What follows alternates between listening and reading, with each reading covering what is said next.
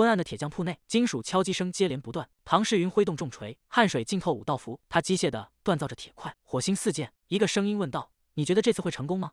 我只是在想，你真的打算去復仇嗎？唐世雲說道：“如果你只會說廢話，就給我消失。”他繼續說道：“是因為你的罪惡感嗎？現在才為了復仇而憤怒，是不是有點太晚了？”唐世雲猛地停下動作，他看着遠處的女人呼喊道：“薛！”唐世雲跪在廢墟之中，四周滿是斷壁殘垣，他顫抖着雙手。父親！暴雨傾盆而下，唐世雲仰天長嘯，淚水與雨水混在一起。現實的鐵匠鋪內是你親手制造了那些殺人的凶器，現在卻想要復仇嗎？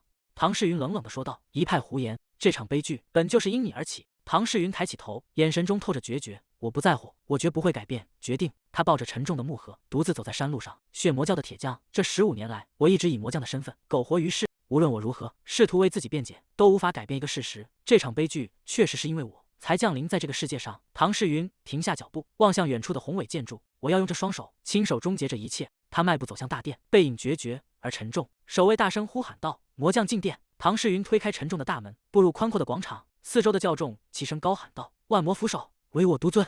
祭司站在高台上。15年後，天魔再次降臨中原，血魔教終於登頂江湖，成為了這片土地的主人。這一切都要歸功於我們偉大的領袖血魔。血魔坐在白骨寶座上，深紅色長髮披散，冷峻地俯視着下方。祭司繼續高喊道：“為了慶祝這一盛事，魔匠已經打造出了第11件神兵。”唐世雲低着頭，一步步走向大殿中央。即便這無法洗清我的罪孽，也已經無所謂了。他走到大殿中央，雙膝重重跪地，將木盒高舉過頭頂。祭司走上前去，緩緩打開盒蓋，紫色煙霧瞬間噴湧而出，籠罩了整個大殿。祭司臉色慘變，這是什麼？他看着空蕩蕩的盒子，裡面根本什麼都沒有。唐世雲抬起頭，今天就是一切結束的日子。唐世雲周身迸發出耀眼的紫色光芒，我要終結這一切。祭司滿臉驚恐，這是什麼意思？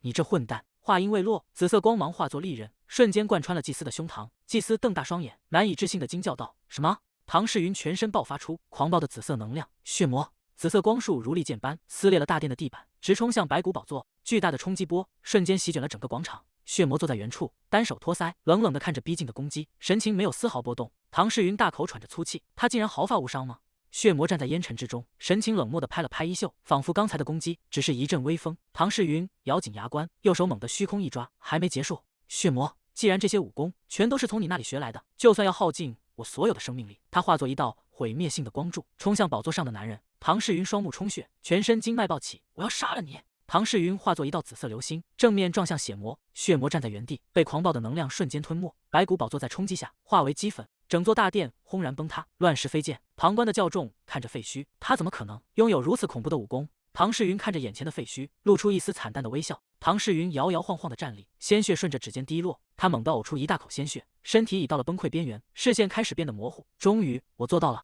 唐世雲瞪大雙眼，鮮血不斷從口中湧出。血魔站在煙塵中，單手接住紫色利刃，有意思，無形无器之刃，无形飞刀，確實是個貼切的名字。他竟然早就知道了。不在那之前，他為什麼還活着？血魔身形一閃，瞬間出現在李浩成面前，右手死死扣住他的脖頸。血魔死死掐住對方的脖子，冷冷地說道：“我忠誠的老部下，你還沒意識到嗎？即便你是四川唐門的傳人，復仇也毫無意義。”血魔發出一聲輕嘆，真是遺憾，如果你還剩下一絲本源真氣，我或許還會饒你一命。唐世雲艱難地掙扎着，別用你那骯髒的嘴提起我的家族。唐世雲用盡最後的力氣，嘶吼道：“少廢話，我會在永恆的詛咒中看着你下地獄。”血魔眼神中透出殺意，掌心再次凝聚出暗紅色的能量利刃，希望在那永恆之中，你能滿足我的期待。我要送給你生命中最後的禮物。他閉上雙眼，低聲吟唱道：“血海無涯，魂歸幽冥。”唐世雲瞪大雙眼，他在說什麼？血魔猛地睜開雙眼，瞳孔中閃烁着詭異的紅光。他右手虛空一按，巨大的血色法陣在唐世雲腳下瞬間張開，無數血色觸手從法陣中破土而出，將唐世雲死死纏繞。血魔掌心凝聚出一顆耀眼的血色光球，向着前方猛然退去，刺眼的紅光瞬間吞噬了整片廢墟。它像斷了線的木偶，向着無盡的深淵墜落。究竟是從哪裡開始？全部都搞錯了呢？雖然天生丹田畸形，無法修煉高深武功，但我卻在練氣方面擁有驚人的天賦。可悲的是，我這一生從未有過哪怕一次能夠自由自在地活着。唐世雲墜入冰冷深海，身體不斷下沉，意識在黑暗中逐漸渙散。在魔道統一世界的那天，曾被稱為世上最邪惡的神工匠，迎來了他的死亡。如果我早知道未來，一切是否会有所不同？他伸出蒼白的手，試圖抓向海面，那最後一絲微弱的光芒，指尖終究無力垂下，任由冰冷的海水將靈魂徹底淹沒。桌上的酒菜冒着熱氣，李浩成猛地一拍桌子：“喂，你有在聽嗎？”唐世雲猛然驚醒：“什麼？這是哪裡？”店小二端着盤子走過，周圍食客推杯換盞，喧鬧聲此起彼伏。好吵！唐世云感到頭痛欲裂，下意識捂住額頭。我明明記得自己已經死了，可現在的觸感和聽覺卻如此清晰。血魔呢？那個男人在哪？李浩成再次重重拍桌，你根本就沒在聽我說話。李浩成大步走上前，一把揪住對方的衣領，吼道：“給我清醒一點！不聽話的狗就得挨頓揍！”他猛地揮動手掌，重重扇在唐世云臉上。唐世云被打得側過頭去，捂着火辣辣的臉頰。朱南平、孟吉還有李浩成。李浩成攥緊拳頭，喂，現在能聽見我說話了嗎？唐世云看着眼前的男人，這些死掉的人為什麼會出現在這裡？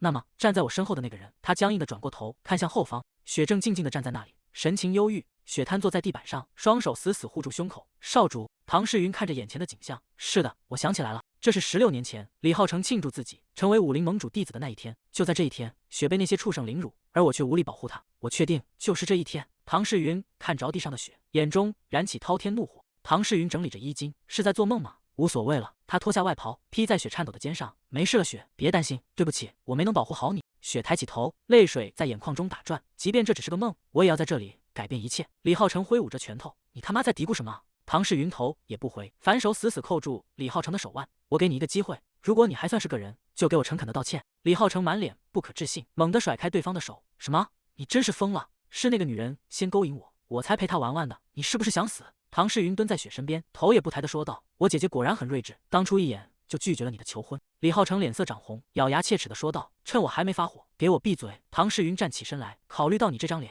換作是我也會拒絕。李浩成額頭青筋暴起，我叫你閉嘴！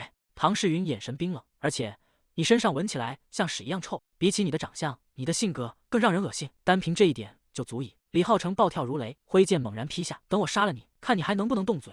重劍砸碎了地板，激起漫天塵土。李浩成瞪大雙眼，你竟然躲開了，竟敢戲弄我！唐世云身形如鬼魅，瞬間貼近對方。正派武林之中可不准偷襲！李浩成憤怒的咆哮，再次揮拳砸向唐世云的面門。唐世云微微低頭，輕鬆避開拳鋒。再過去，我根本無法反抗，只能單方面挨打。他眼神一冷，右手化作殘影，重重擊中李浩成的腹部。唐世云穩穩落地，手扶劍柄，你就這點本事嗎？李浩成氣得渾身發抖，揮舞長劍再次衝上，吼道：“只會躲閃的廢物，竟敢如此狂妄！”他縱身躍向半空，這一招你絕對躲不開，給我去死吧！唐世云站在原地，只是緩緩抬起左手。什麼？他竟然用手接住了我的劍！唐世云嘲諷道：“怎麼，事情的發展不如你所願嗎？”李浩成瞪大雙眼，滿臉驚駭。唐世云指尖發力，竟生生扣住了劍刃。李浩成滿臉驚駭，這不可能！唐世云手腕猛然一抖，只聽咔嚓一聲，金剛長劍應聲折斷。他順勢欺身而上，斷劍殘片在空中劃過，帶起一道凌厲的寒芒。李浩成根本來不及反應，腹部遭受重擊，整個人倒飛出去。唐世云身形如影隨形，在空中旋身踢出一腳，重重砸在對方胸口。李浩成如炮彈般撞碎了酒樓的桌椅，狼狽地摔在地上。唐世云雙眼泛起紅光，周身環繞着令人窒息的殺氣。李浩成癱坐在地，驚恐地看着對方。唐世云身形暴起，化作一道紅色殘影，瞬間逼近。他反手握住劍柄，猛然拔出長劍，劍鋒在空中劃出一道淒厲的弧光。李浩成絕望地伸手，等一下！唐世云面無表情，手中長劍順勢斬下。唐世云邁着沉穩的步伐，步步逼近。現在別裝出一副弱不禁風的樣子，這僅僅是個開始。他死死盯着唐世云，聲音因恐懼而尖銳：“你明明連丹田都無法使用，到底是修煉了什麼邪門歪道？叛徒！那些為了習得武功，將神物獻給血蛟的叛徒，我絕不會放過他們！”唐世云眼神冰冷，俯視着地上的男人：“你說的對。”李浩成拼命向後挪動，別過來！唐世云緩緩拔出長劍，劍身映照着寒光。我並不是什麼英雄，所以趕緊把這一切結束吧。他猛然揮劍，帶起一陣凌厲的風暴。李浩成瞪大雙眼，淚水從眼角滑落。唐世云冷冷地說道：“好好期待接下來的事吧，下一個就是你的心臟。”這是什麼情況？李浩成竟然輸了！圍觀弟子看着場中，這是武林盟主柚子與四川唐門傻子之間的對決，本以為勝負已定。一名弟子顫聲問道：“唐少爺，到此為止不好嗎？”圍觀弟子們面露懼色，我們先回去了。唐世云獨自站在原地，背影被紅光籠罩，丹田處紫光劇烈震動，狂暴的能量在經脈中橫衝直撞。他嘴角溢出一絲鮮血，卻露出了冷笑：“我必須忍耐，不能在這裡暴露魔氣。”他看向前方，冷冷地說道：“李浩成！”李浩成嚇得渾身癱軟，發出淒厲的慘叫。被看不起也無所謂，但作為一個人，至少應該保持底線。李浩成滿臉冷汗地吼道：“你到底在胡說八道什麼？滾開！我叫你滾開！”唐世云步步逼近，說道：“我的意思是，你這種人渣，死有餘辜。”他猛地揮動手中的短劍，紅光瞬間炸裂。李浩成發出絕望的哀嚎。唐世云一劍刺入，鮮血四濺。唐世云猛然一驚，什麼？一道強勁的力道襲來，震開了他的短劍。孫宇坤帶着一眾護衛擋在李浩成身前，住手！唐少爺！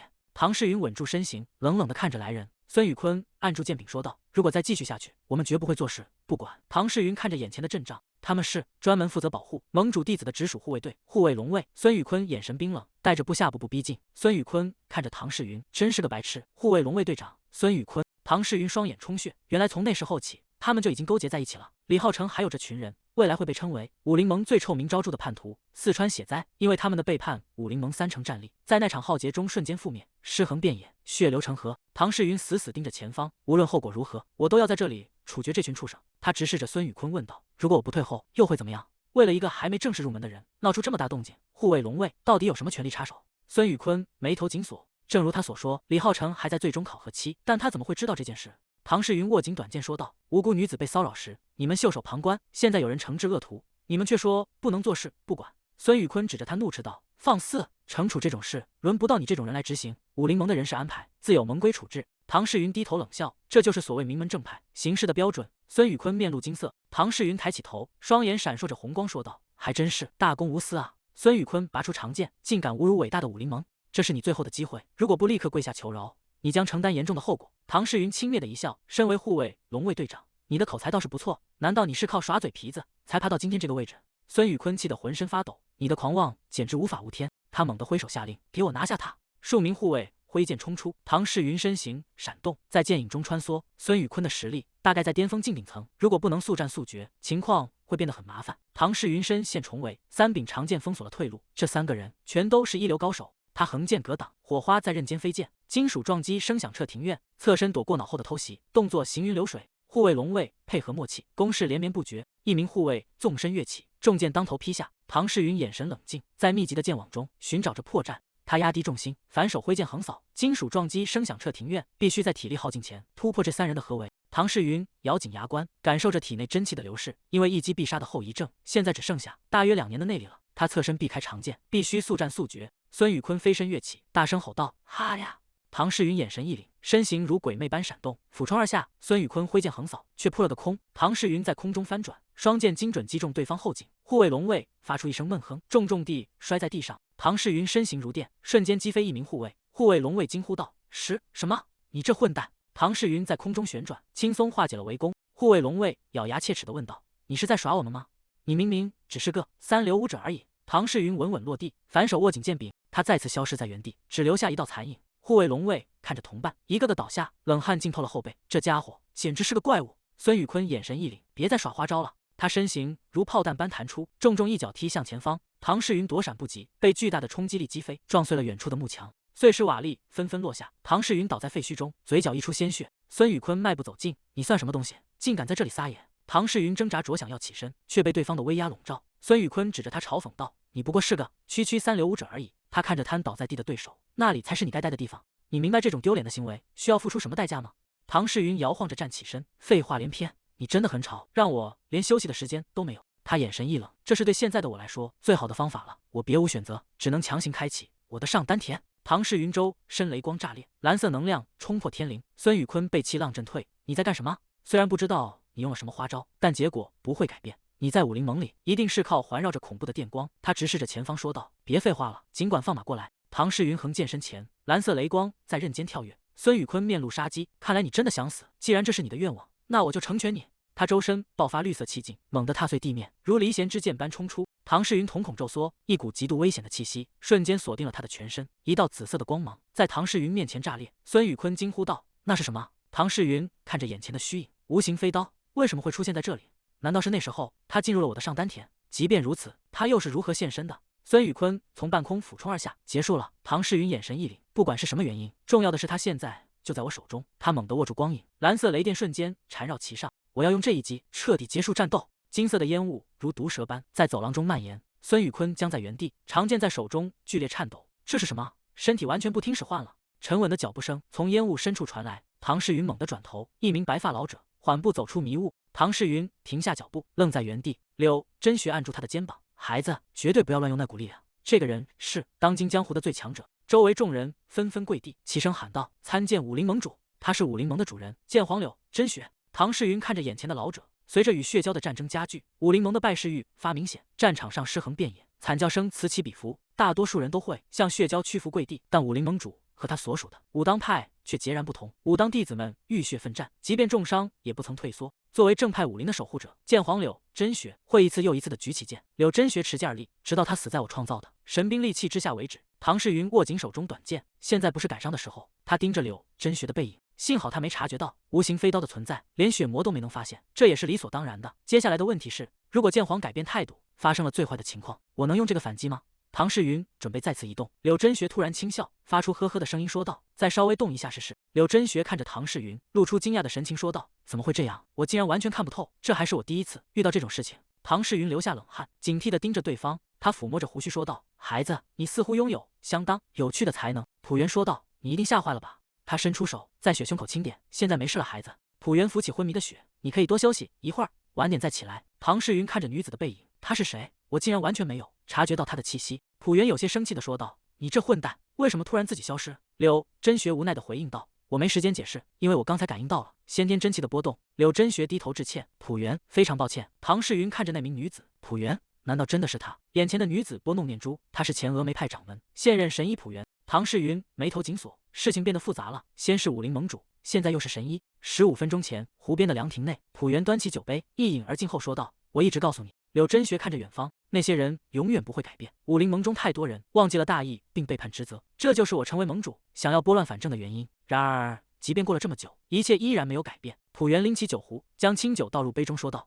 你覺得糾正這個世界是一件容易的事嗎？”他放下酒壺，看着眼前的老友說道：“你這個愚蠢的道士，不要試圖一個人承擔所有的責任。如果覺得太辛苦，就像我一樣退位吧。”朴元看着湖面說道，悠閒地喝着酒吧。柳真雪輕笑幾聲，朴元皺起眉頭說道：“老頭子，現在可不是笑的時候。如果你陷入心魔，沒人能阻止你。”柳真雪突然消失在原地，那個混蛋跑得真快。畫面回到現實，朴元看着昏迷的李浩成，他還能救活嗎？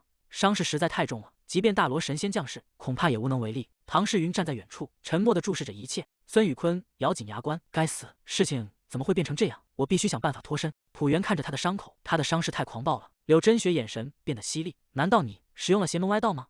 唐世云半蹲在地上，緊握短劍，一言不發。孫宇坤突然指着他，沒錯，神醫大人，您說的對。唐世云只是個三流武者，但他使用了邪功，才打敗了一流高手。他一定是邪教的間諜。我並不想戰鬥，但作為正派的一員，我別無選擇。柳真雪冷冷地看着他，他倒是會說。柳真雪轉頭看向唐世云，你打算怎麼解釋？唐世云緩緩站起身，沒什麼好解釋的，我所使用的是四川唐門的武功，雖然我的家族沒落了，但我的血脈從未改變。對於敢對唐門成員動手的人來說，這種程度的懲罰還不夠。唐世云看向柳真雪說道：“該說的都說完了，我對您的禮數到此為止。從現在開始，我不會再手下留情，即便要阻攔我的人是您也一樣。”柳真雪渾身散發威壓，雙眼閃爍着金光，說道：“你真的打算為了一時的情緒丟掉性命嗎？”唐世云被氣息震退，晶晶，那是達到武道巔峰才能擁有的境界。柳真雪向前踏出一步，拔出長劍指向他，說道：“回答我，難道你那短暫的復仇比你的性命更重要嗎？”唐世云穩住身形，這不僅僅是為了短暫的復仇，在這一世，我絕不會再像前世那樣活着了。我只是想一點點糾正這個錯誤的世界，即便這意味着要耗盡我的一生。唐世云揮動短劍，周身藍光暴漲，說道：“哪怕要付出生命，我也要走和你一樣的路。”柳真雪看着眼前的少年，他正在踏上那條連我也曾動搖過的道路，即便面對這一切，他依然打算前進嗎？柳真雪收起長劍說道：“如果你的誠意真的如此強烈的話，那就讓我看看吧。”唐世云驚訝地睜大眼睛。柳真雪揮動長劍，劍氣如潮水般湧動，無數道劍影交織，在空中劃出玄奧軌跡。唐世云屏住呼吸，注視着眼前的劍招，在這單一的氣流中蘊含着無數太極原理，它們像絲線一樣緊密地嵌入其中。傳聞僅憑這種洞察力就能讓人獲得感悟，但拋開這一切不談，這劍法真的太美了。武當派的劍法果然是柔中帶剛，這劍法太美了，即便死在這一劍下，我也心甘情願。柳真雪收起長劍，對着地面大聲喊道：“起來，李浩成！”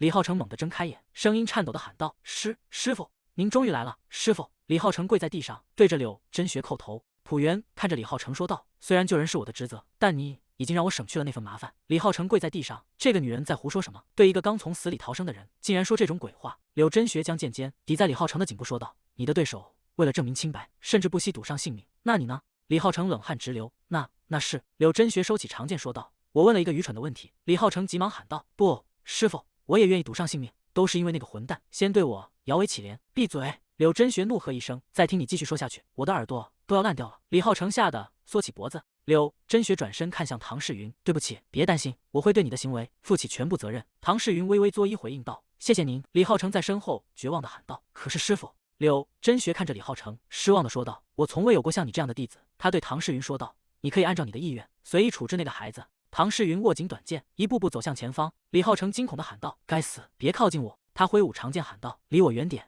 你這個混蛋！”唐世雲拳頭緊握，對你這種人來說，連死亡都是一種奢侈。像你這種家伙，他猛然揮拳，重重地砸向前方。唐世雲揮出重拳，藍色能量在指縫間炸裂，重重砸在李浩成腹部，骨頭碎裂聲響起。李浩成身體扭曲成弓形，向後倒飛出去，撞碎了厚重的石牆，整個人被埋在廢墟之中。為了讓你償還罪孽，你必須活下去，只有活着才能感受到真正的地獄。唐世雲收回拳頭說道：“为了讓你體驗比死亡更痛苦的滋味。”柳真學沉默地看着廢墟。唐世雲轉過身問道：“劍皇大人，能否將這些人的處置權交給我來處理？如果是劍皇的話，一定會讓他們為自己的行為付出應有的代價。既然主謀已經伏法，我會退後一步。”唐世雲對着柳真學行禮：“既然您寬恕了我的無禮，我也會為您做同樣的事。感謝您，讓我保住了最後的尊嚴。”他走向倒在地上的雪，將他穩穩抱起。柳真學看着他的背影，說道：“等我處理完這裡的混亂，打算親自去拜訪你的家族。到時候你能騰出一點時間嗎？”唐世雲抱着朴元，頭也不回地走向遠方。唐世雲停下腳步，臉上露出一抹笑意：“如果是喝杯茶的話，那我隨時歡迎。”四川有一座唐山，雖然原名完全不同，但人們在某個時刻開始稱其為唐山。那裡坐落着四川唐門的府邸。然而那份名聲並沒有維持太久。現在的唐門已從7大世家除名，淪為了中等勢力。唐武烈看着台階下，神情凝重地問道：“這樣真的沒問題嗎？”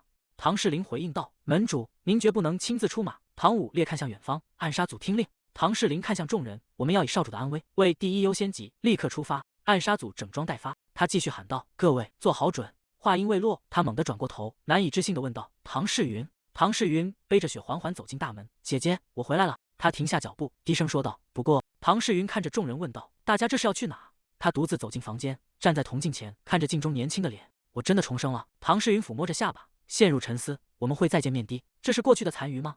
唐世雲捂住嘴，鮮血從指縫間溢出，果然內功循環失敗了。精力強化術原本是用於打鐵，並非為了積攢內力，雖然能增強恢復力，但積攢內力的效率實在太低了。腹部閃烁着微光，內功核心將內力識別為毒素，這也是理所當然。我別無選擇，只能繼續前進。他伸手撫摸桌面，眼神變得堅定。這種被武林人士唾棄的精力強化術，卻賦予了我制造神器的能力。唐世雲走在走廊上，為了復仇而學習的血魔武功之一逆天能量，為我指明了突破口。他停下腳步，周身環繞起藍色光芒。即便在重生之前，我那畸形的能量核心也無法通過任何手段將其移除。這一點在這一世依然如此。唐世雲猛地揮出一拳，拳鋒帶起金色光芒。但這一次，我會前進得更快。明月高懸在唐門上空，唐世雲閉目盤坐，周身環繞着藍色氣流，經脈與上丹田已經完全連接，能量終於進入了穩定階段。精力強化術已達到5星境界，而血魔逆天功目前處於1星。這兩門武功從一開始就是利用上丹田和先天真氣的武學。唐世雲猛地握緊拳頭，感受着力量的流動。精力強化術負責恢復先天真氣，而逆天功則負責增加真氣總量。他張開五指，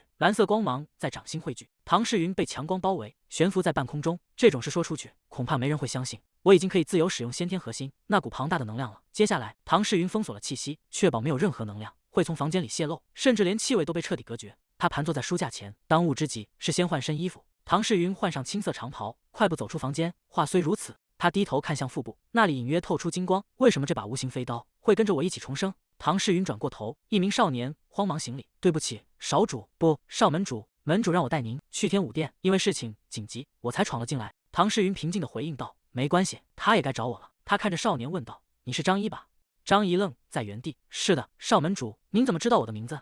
唐世雲走過少年身邊：“能再次見到你，真是太好了。”唐世雲穿過庭院，周圍的人在竊竊私語。他來到天武殿門前，停下腳步，門內傳來激烈的爭吵：“你怎麼能說出這種話？”有人憤怒地喊道。另一人立刻反駁道：“難道你還有其他辦法阻止嗎？”唐世雲推開大門，陽光灑進昏暗的大廳，長桌兩側坐滿了人，氣氛凝重到了極點。唐武烈坐在主位上，神情嚴肅地看着前方，長老們紛紛轉過頭，目光犀利地盯着門口。唐世雲面無表情，徑直走向大廳中央。他深吸一口氣，壓下內心的波動，腦海中閃過前世那慘烈的畫面，鮮血染紅了地板，族人們倒在血泊中，絕望的嘶吼聲仿佛還在耳邊回蕩。唐世雲邁步走進大殿。唐世雲走到大廳中央，在眾人的注視下穩穩站定。他猛地合攏雙手，對着主位上的唐武烈鄭重地抱拳行禮。唐世雲大聲說道：“少門主唐世雲，奉門主之命前來。”唐武烈看着台下的兒子：“起來吧。”唐世雲直起身子，恭敬地回應道：“是，門主。”他站在大殿中央，感受到四周投來的充滿敌意的目光。他為什麼如此厚颜無恥？一名長老低聲質問道。唐世雲面不改色，環視着這些熟悉的面孔。現在的唐門正處於危機，討論似乎進行得很激烈。他看向眾人說道：“請各位繼續吧。”既然如此，那就由我繼續說明。唐浩烈舉起手，神情嚴肅地說道：“因為那2種致命的毒素。”唐浩烈猛地拍案而起：“你自己應該很清楚，你造成了多大的麻煩。為了家族，我求你了，請親自去武林盟執法堂領罪吧。”唐世雲冷冷地看着他：“唐浩烈就是第1種毒素。”畫面中浮現出貪婪的紅色幻影，發出了刺耳的嘲笑：“我會奪走你建立的一切。”他握緊拳頭，眼神變得無比凌厲：“這一次絕不會讓你得逞。”唐世雲站在大殿中央，直視着唐浩烈。唐世雲握緊拳頭：“他是這麼說的嗎？難道他早有預謀？”他轉身走進書庫，在書架間穿行。血魔，我不知道你在謀劃什麼，但我會讓你後悔的。這一世，一切都會不同。唐世雲停下腳步，從書架上取下一本古籍，這是唐門鐵匠世代相傳的金屬工藝。他翻開封面，金緩洞宮4個大字映入眼簾。他盯着書頁，眼神中透出寒芒。已經成為未來的過去。唐世雲拉住前方男人的衣袖：“你要獨立，叔叔，你到底在說什麼？”唐浩烈側過頭，冷淡地回應道：“就是字面意思。”唐世雲大聲質問：“難道你不知道，如果萬海局離開，唐門會變成什麼樣嗎？”唐浩烈揮開他的手說道：“正因如此，我才要離開。”唐世雲後退半步：“叔叔，你怎麼能做出這種事？”唐浩烈徑直走入黑暗：“你不會明白的。自從唐武烈從我手中奪走家主之位後，我一直在等這一天。”唐浩烈仰頭狂笑：“終於，唐門終於是我的了。如果當時我沒有將金鐘罩練到第5層，如果我沒有發現自己在制造神器方面的天賦，早在血蛟入侵之前，唐門就會因為巨額債務徹底走向毀滅。”唐俊仲重拍向桌面，憤怒地吼道：“護衛總管，你竟敢對家族繼承人如此無禮！被拖進懲戒堂的人，從來沒有誰能活着回來。你竟然打算把少主送到那種地方，絕對不行！”唐浩烈撫摸着鬍鬚回應道：“我也同樣心情沉重，但這確實是唐門生存下去的唯一辦法。現在有哪個勢力敢為了我們去對抗青城派？或者說，我們家族有能擋住他們的高手嗎？”孫健站在一旁，看着陷入爭論的長輩，他說的沒錯，沒有人會站在我們這邊。一旦武林盟主抵達，我們就徹底完了。唐門之所以日益衰落，全是因為唐浩烈的陰謀。在這些長輩身上，已經找不到四川唐門那標誌性的毒性，這種彌漫開來的失敗主義，才是真正的劇毒。前世的我大概和他們沒什麼兩樣，但我現在不同了，有恩必報，有仇必血償，這才是流淌在我們體內的血液。唐浩烈摸着下巴陰笑道：“我能問問你是怎麼打敗武林盟主最小的弟子嗎？你該不會是動用了某種禁忌神器吧？”唐世雲開口回應道：“你錯了，那不是你該問我的問題。等着瞧吧，很快就輪到你10倍償還搶走的一切。現在可不是開玩笑的时候。”唐浩烈怒喝道：“雖然不知道你是怎麼打敗李浩成的，但你終究只是個三流武者，我可是達到了巔峰境界，在我的威壓之下，你應該跪下求饒。”唐浩烈看着眼前的少年，露出驚愕的神色：“什麼？他竟然能擋住我的威壓？”唐武烈坐在主位上，沉聲命令道：“全都給我安靜！少主，我明白了，你為什麼要和李浩成交手？”唐世雲嘴角微微上揚，平靜地回應道：“從現在開始，理由就是這個。”唐世雲看着众人說道：“我會告訴你們一切，毫無保留地交代清楚。”議事廳內陷入死寂。唐浩烈猛地站起，深怒吼道：“所以你的意思是，為了區區一個僕人，你就去和盟主的弟子進行生死決鬥？”唐世雲平靜地回應道：“沒錯。”唐浩烈氣得渾身發抖：“你知不知道自己在說什麼？你把家族推向了毀滅邊緣，竟然還敢如此囂張！”唐世雲直視着對方問道：“我聽得很清楚，有什麼問題嗎？”唐浩烈張大嘴巴，一時間竟無言以對。唐世雲向前走了一步：“叔叔，四川唐門對你來說到底意味着什麼？”唐浩烈愣在原地反問道：“四川唐門？你突然在胡說什麼？”唐世雲看着他說道：“对我來說，四川唐門一直都是這樣的，家族的每一個成員都是唐門的根基，無論遭遇何種災難，同門之間都必須用生命去守護彼此，那是前任家主留下的遺言。為了守護我們的血脈，我們從不吝惜拋棄生命，這才是四川唐門真正的立身之本。如果連自己的家人都保護不了，那還算什麼唐門子弟？”唐武烈坐在高位上，眼神中閃過一絲複雜的情緒。唐浩烈冷笑着問道：“那告訴我，問題出在哪裡？”唐世雲眼神冰冷地注視着他：“所以你的意思是，當雪兒被那混蛋羞辱時，護衛總管應該袖手旁觀嗎？”唐浩烈咬牙切齒地繼續說道：“我的問題還沒完，關於你使用禁忌神器的嫌疑，你打算怎麼解釋？”唐世雲隨手扔出一把短劍：“我用的是這個。”唐浩烈看着地上的武器，驚呼道：“這只是一把練習用的盾刀，對付盟主的弟子，你怎麼可能用這種玩具贏球？”唐世雲平靜地說道：“因為我動用了本源真氣。”大殿內頓時炸開了鍋，長輩們驚恐地議論道：“如果動用了本源真氣，那意味着他在透支壽命，他可能快要沒命了。”另一人感嘆道：“難怪他能懲治李浩成，他真的在踐行前任家主的最後遺志。”唐浩烈聽着周圍的議論，臉色變得極其難看。唐世雲看着唐浩烈問道：“叔叔，現在你的好奇心滿足了嗎？”唐浩烈氣得滿臉通紅，卻一句話也說不出來。唐武烈皺起眉頭問道：“你真的賭上了性命嗎？可你回來的時候，體內的經脈看起來很正常。”唐世雲平靜地回應道：“那是因為盟主和神醫及時出現，並為我治療。”唐浩烈猛地拍案而起，指着他怒吼道：“別再撒謊了！盟主那種身份的人，怎麼可能刻意跑去救你？”就在這時，一名弟子驚慌失措地衝進議事大廳，他氣喘吁吁地喊道：“家主，出大事了！”大廳內的眾人紛紛回頭，報信的弟子臉色慘白，聲音顫抖地說道：“情況不妙，外面出事了！”報信弟子驚恐地喊道：“盟主，武林盟主驾到了！”大廳內众人皆是一驚，唐浩烈更是露出难以置信的神色。唐世云感受到一股强大的气息正迅速逼近，柳真雪缓步走进大殿，周身散發着令人窒息的威压。别来无恙！唐武烈立刻起身，带着长輩們躬身行禮說道：“唐门家主唐武烈參見盟主，未能遠迎，還請盟主恕罪。”柳真雪擺了擺手回應道：“不必在意這些虛禮。”唐武烈低頭恭敬地說道：“感謝您寬宏大量，接受了我們的道歉。”柳真雪看着眼前的男人說道：“既然如此，我也有一件事要說。”唐武烈看着盟主說道：“我不會追究盟主的失禮。”唐浩烈滿臉驚愕地喊道：“天哪，家主你在說什麼？失禮？”他急忙上前一步：“盟主親臨是我們的榮幸，請原諒我兄弟的無禮。我是萬海局的護衛總管唐浩烈，很榮幸能見到。”柳真雪冷冷地打斷道：“夠了，唐總管！”柳真雪眼中閃過一絲金光：“你能退出我們的對話嗎？”唐浩烈被壓得冷汗直流，身體不由自主地顫抖。“对不起。”唐世云看着柳真雪說道：“如您所見，我現在無法為您獻茶。”柳真雪收起威壓回應道：“沒關係，我今天是以武林盟主的身份來到這裡的。”他環視大殿內的眾人，神情嚴肅地繼續說道：“首先，我要對家主以及唐門所有人宣布一件事。”武林盟主雙手抱拳，对着大殿眾人躬身行禮：“我代表武林盟向各位致以最誠摯的歉意，是我教導無方，也是我準備不足，這是我作為師父的失職。”唐浩烈看着這一幕，驚得滿頭大汗，不敢相信眼前的景象。柳真雪繼續說道：“作為對受害者和唐門的補償，我會提供豐厚的賠償。這次維護正義的行動，唐門並沒有參與其中，一點都沒有。這一切全都是唐世云的功勞，是他憑借一己之力完成了這一切。”唐世云站在光影中，靜靜地看着盟主。唐武烈看着盟主說道：“既然是少主的個人功勞，家族不能接受任何補償。不過，我有一個請求，請盟主務必親自坐鎮，確保此事的真相不被歪曲。青城派為了掩蓋醜聞，一定會四處散布謠言。”唐世云看着眼前的局勢，就像前世發生過的一樣，那些明槍暗箭最終都會指向我和唐門。柳真雪邁步向前說道：“我向你保證，你完全不必擔心。關於今天的這場風波，青城派絕不敢追究唐門的任何責任。”唐世云看着柳真雪的背影，還不算壞的結果，我已經束縛住了青城派，也挽回了父親的威信。柳真雪停下腳步，轉過身看着眾人說道：“那麼還有最後一件事要說。”唐世云看着他的背影，還有什麼事嗎？柳真雪注視着眼前的少年，眼神中透出一絲讚賞：“孩子，老夫想問你，你願意成為我的弟子吗？”整個议事大廳瞬間陷入了死一般的寂靜。我沒聽錯吧？他剛才是在收我做徒弟嗎？周圍的人議論紛紛。所以年輕門主要成為盟主的第6個弟子了。李浩成被逐出師門了，他應該是第5個弟子。中年男子看着前方，擁有盟主弟子的门派都成了武林盟的核心。四川唐門或許能再次重現往日的輝煌。我們輸了。柳真雪看着唐世云說道：“你也會露出這種表情？現在的樣子才符合你的年紀。”唐世云低頭回應道：“多謝盟主厚愛，但我無法接受您的提議，真的很抱歉。”唐浩烈神色慌張：“不行，如果那家伙接受提議，我多年建立的權力結構就會徹底崩塌。”柳真雪拍了拍他的肩膀，直接打斷道：“今天先好好休息，明天跟我一起去開封。”什麼？柳真雪露出驚訝的神色：“你拒絕了？這是老夫第一次被拒絕，確實有些吃驚，能告訴我理由嗎？”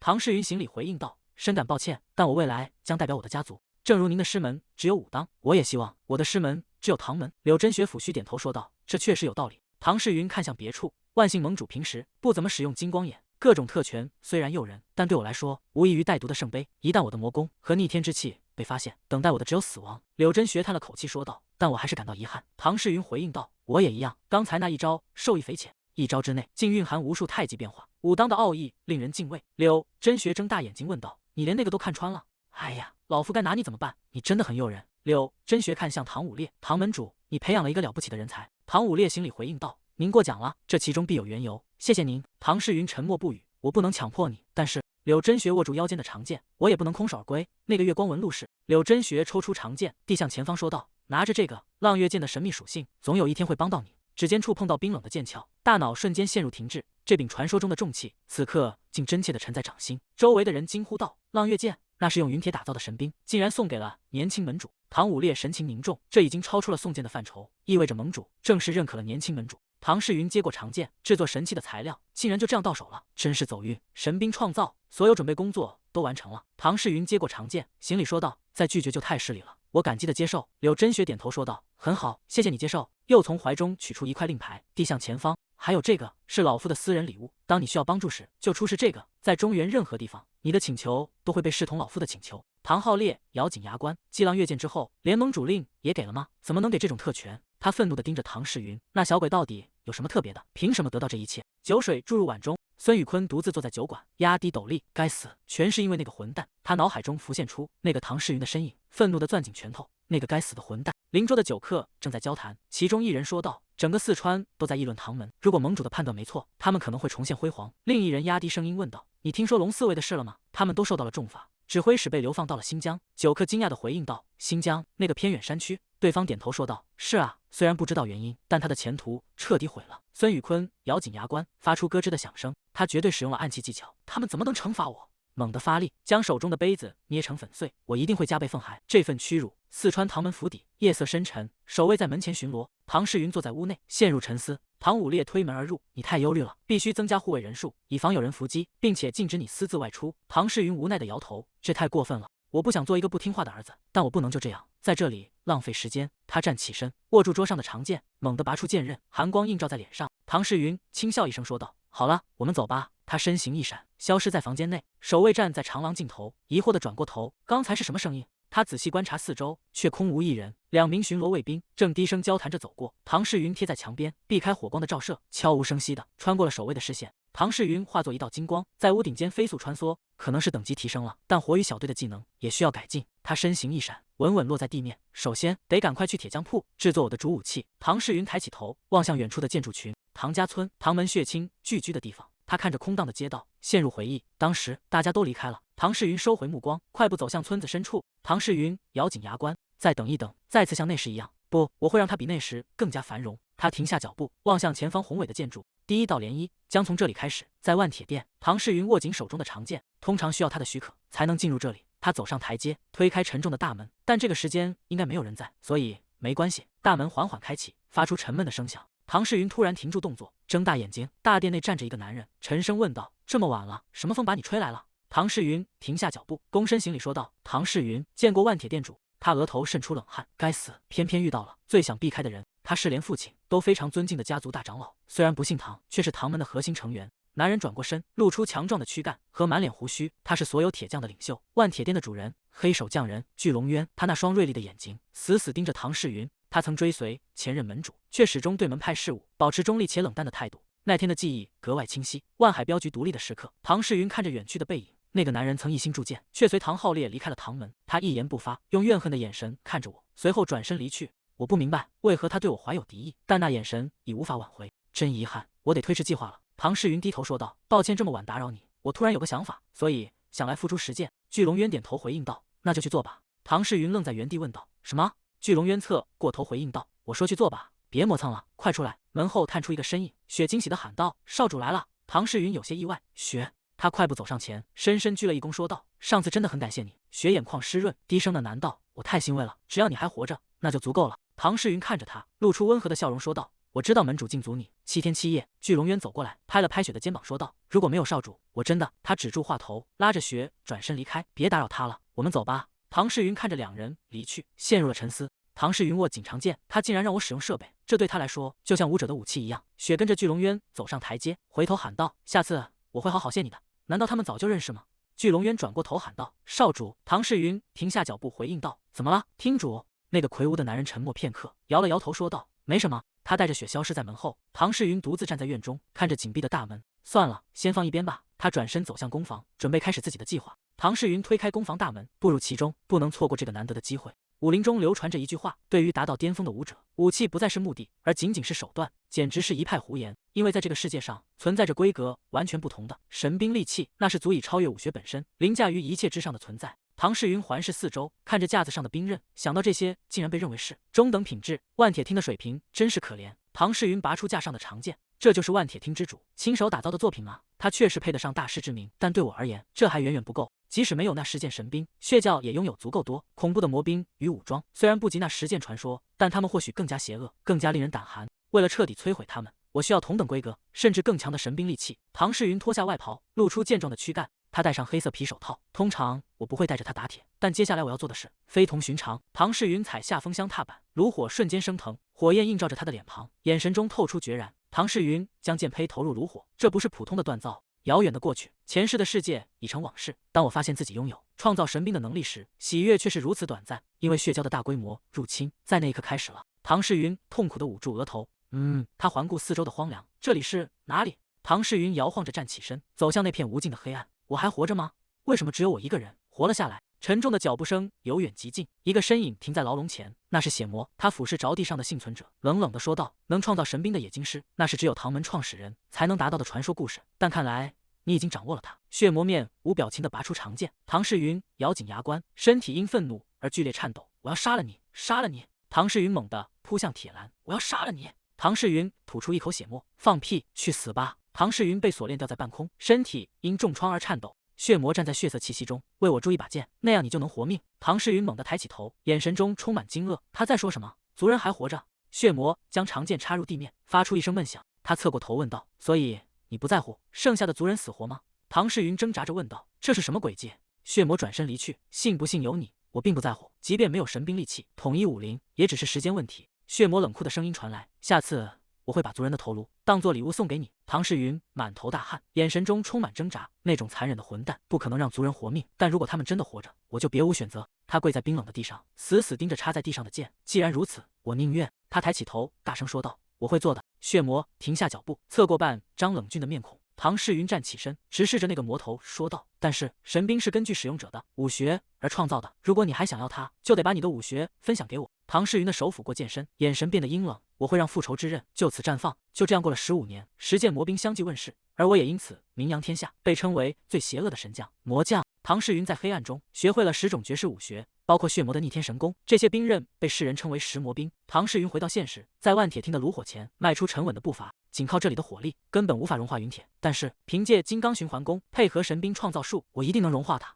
滾燙的金屬溶液如銀河般傾瀉而下，唐世云揮起重錘，每一次擊打都帶着破空之聲，火星在攻防內飛濺，映照着他堅毅的臉龐。這一世，我要打造出超越前世的神兵。唐世云伸手探入木桶，一道金光破水而出，他能同時阻擋一切，也能瞬間切斷一切。這是血仇魔後徐素林生前的象徵——天蠶絲。金色的絲帶環繞周身，散發出柔和而危險的光芒。唐世云看着掌心，感受着那股熟悉的力量。原本完整的天蠶絲應該由9片組成，前世因為材料匱乏，我僅僅做出了1片。但是他猛地揮動手臂，絲帶如靈蛇般舞動。沒關係，只要有這1片在手，便足以應對眼前的重重危機。神兵已成，復仇的序幕即將拉開。唐世云眼神凌厲，因為我要創造的並不是天蠶絲。他猛地揮動手臂，金色的光芒在攻防瞬間炸裂開來，那是遠超中原最細最強之稱的天蠶絲線。唐世云五指在空中律動，操控着肉眼難辨的纖細絲線。它是10魔兵天蠶絲，真正的姊妹篇，天羅地網，無數細絲交織錯落，在黑暗中閃爍着冰冷而致命的光澤。唐世云收攏指尖，絲線瞬間消失在他的袖口之中。他低頭看着雙手，神情冷峻。神兵已成，孫宇坤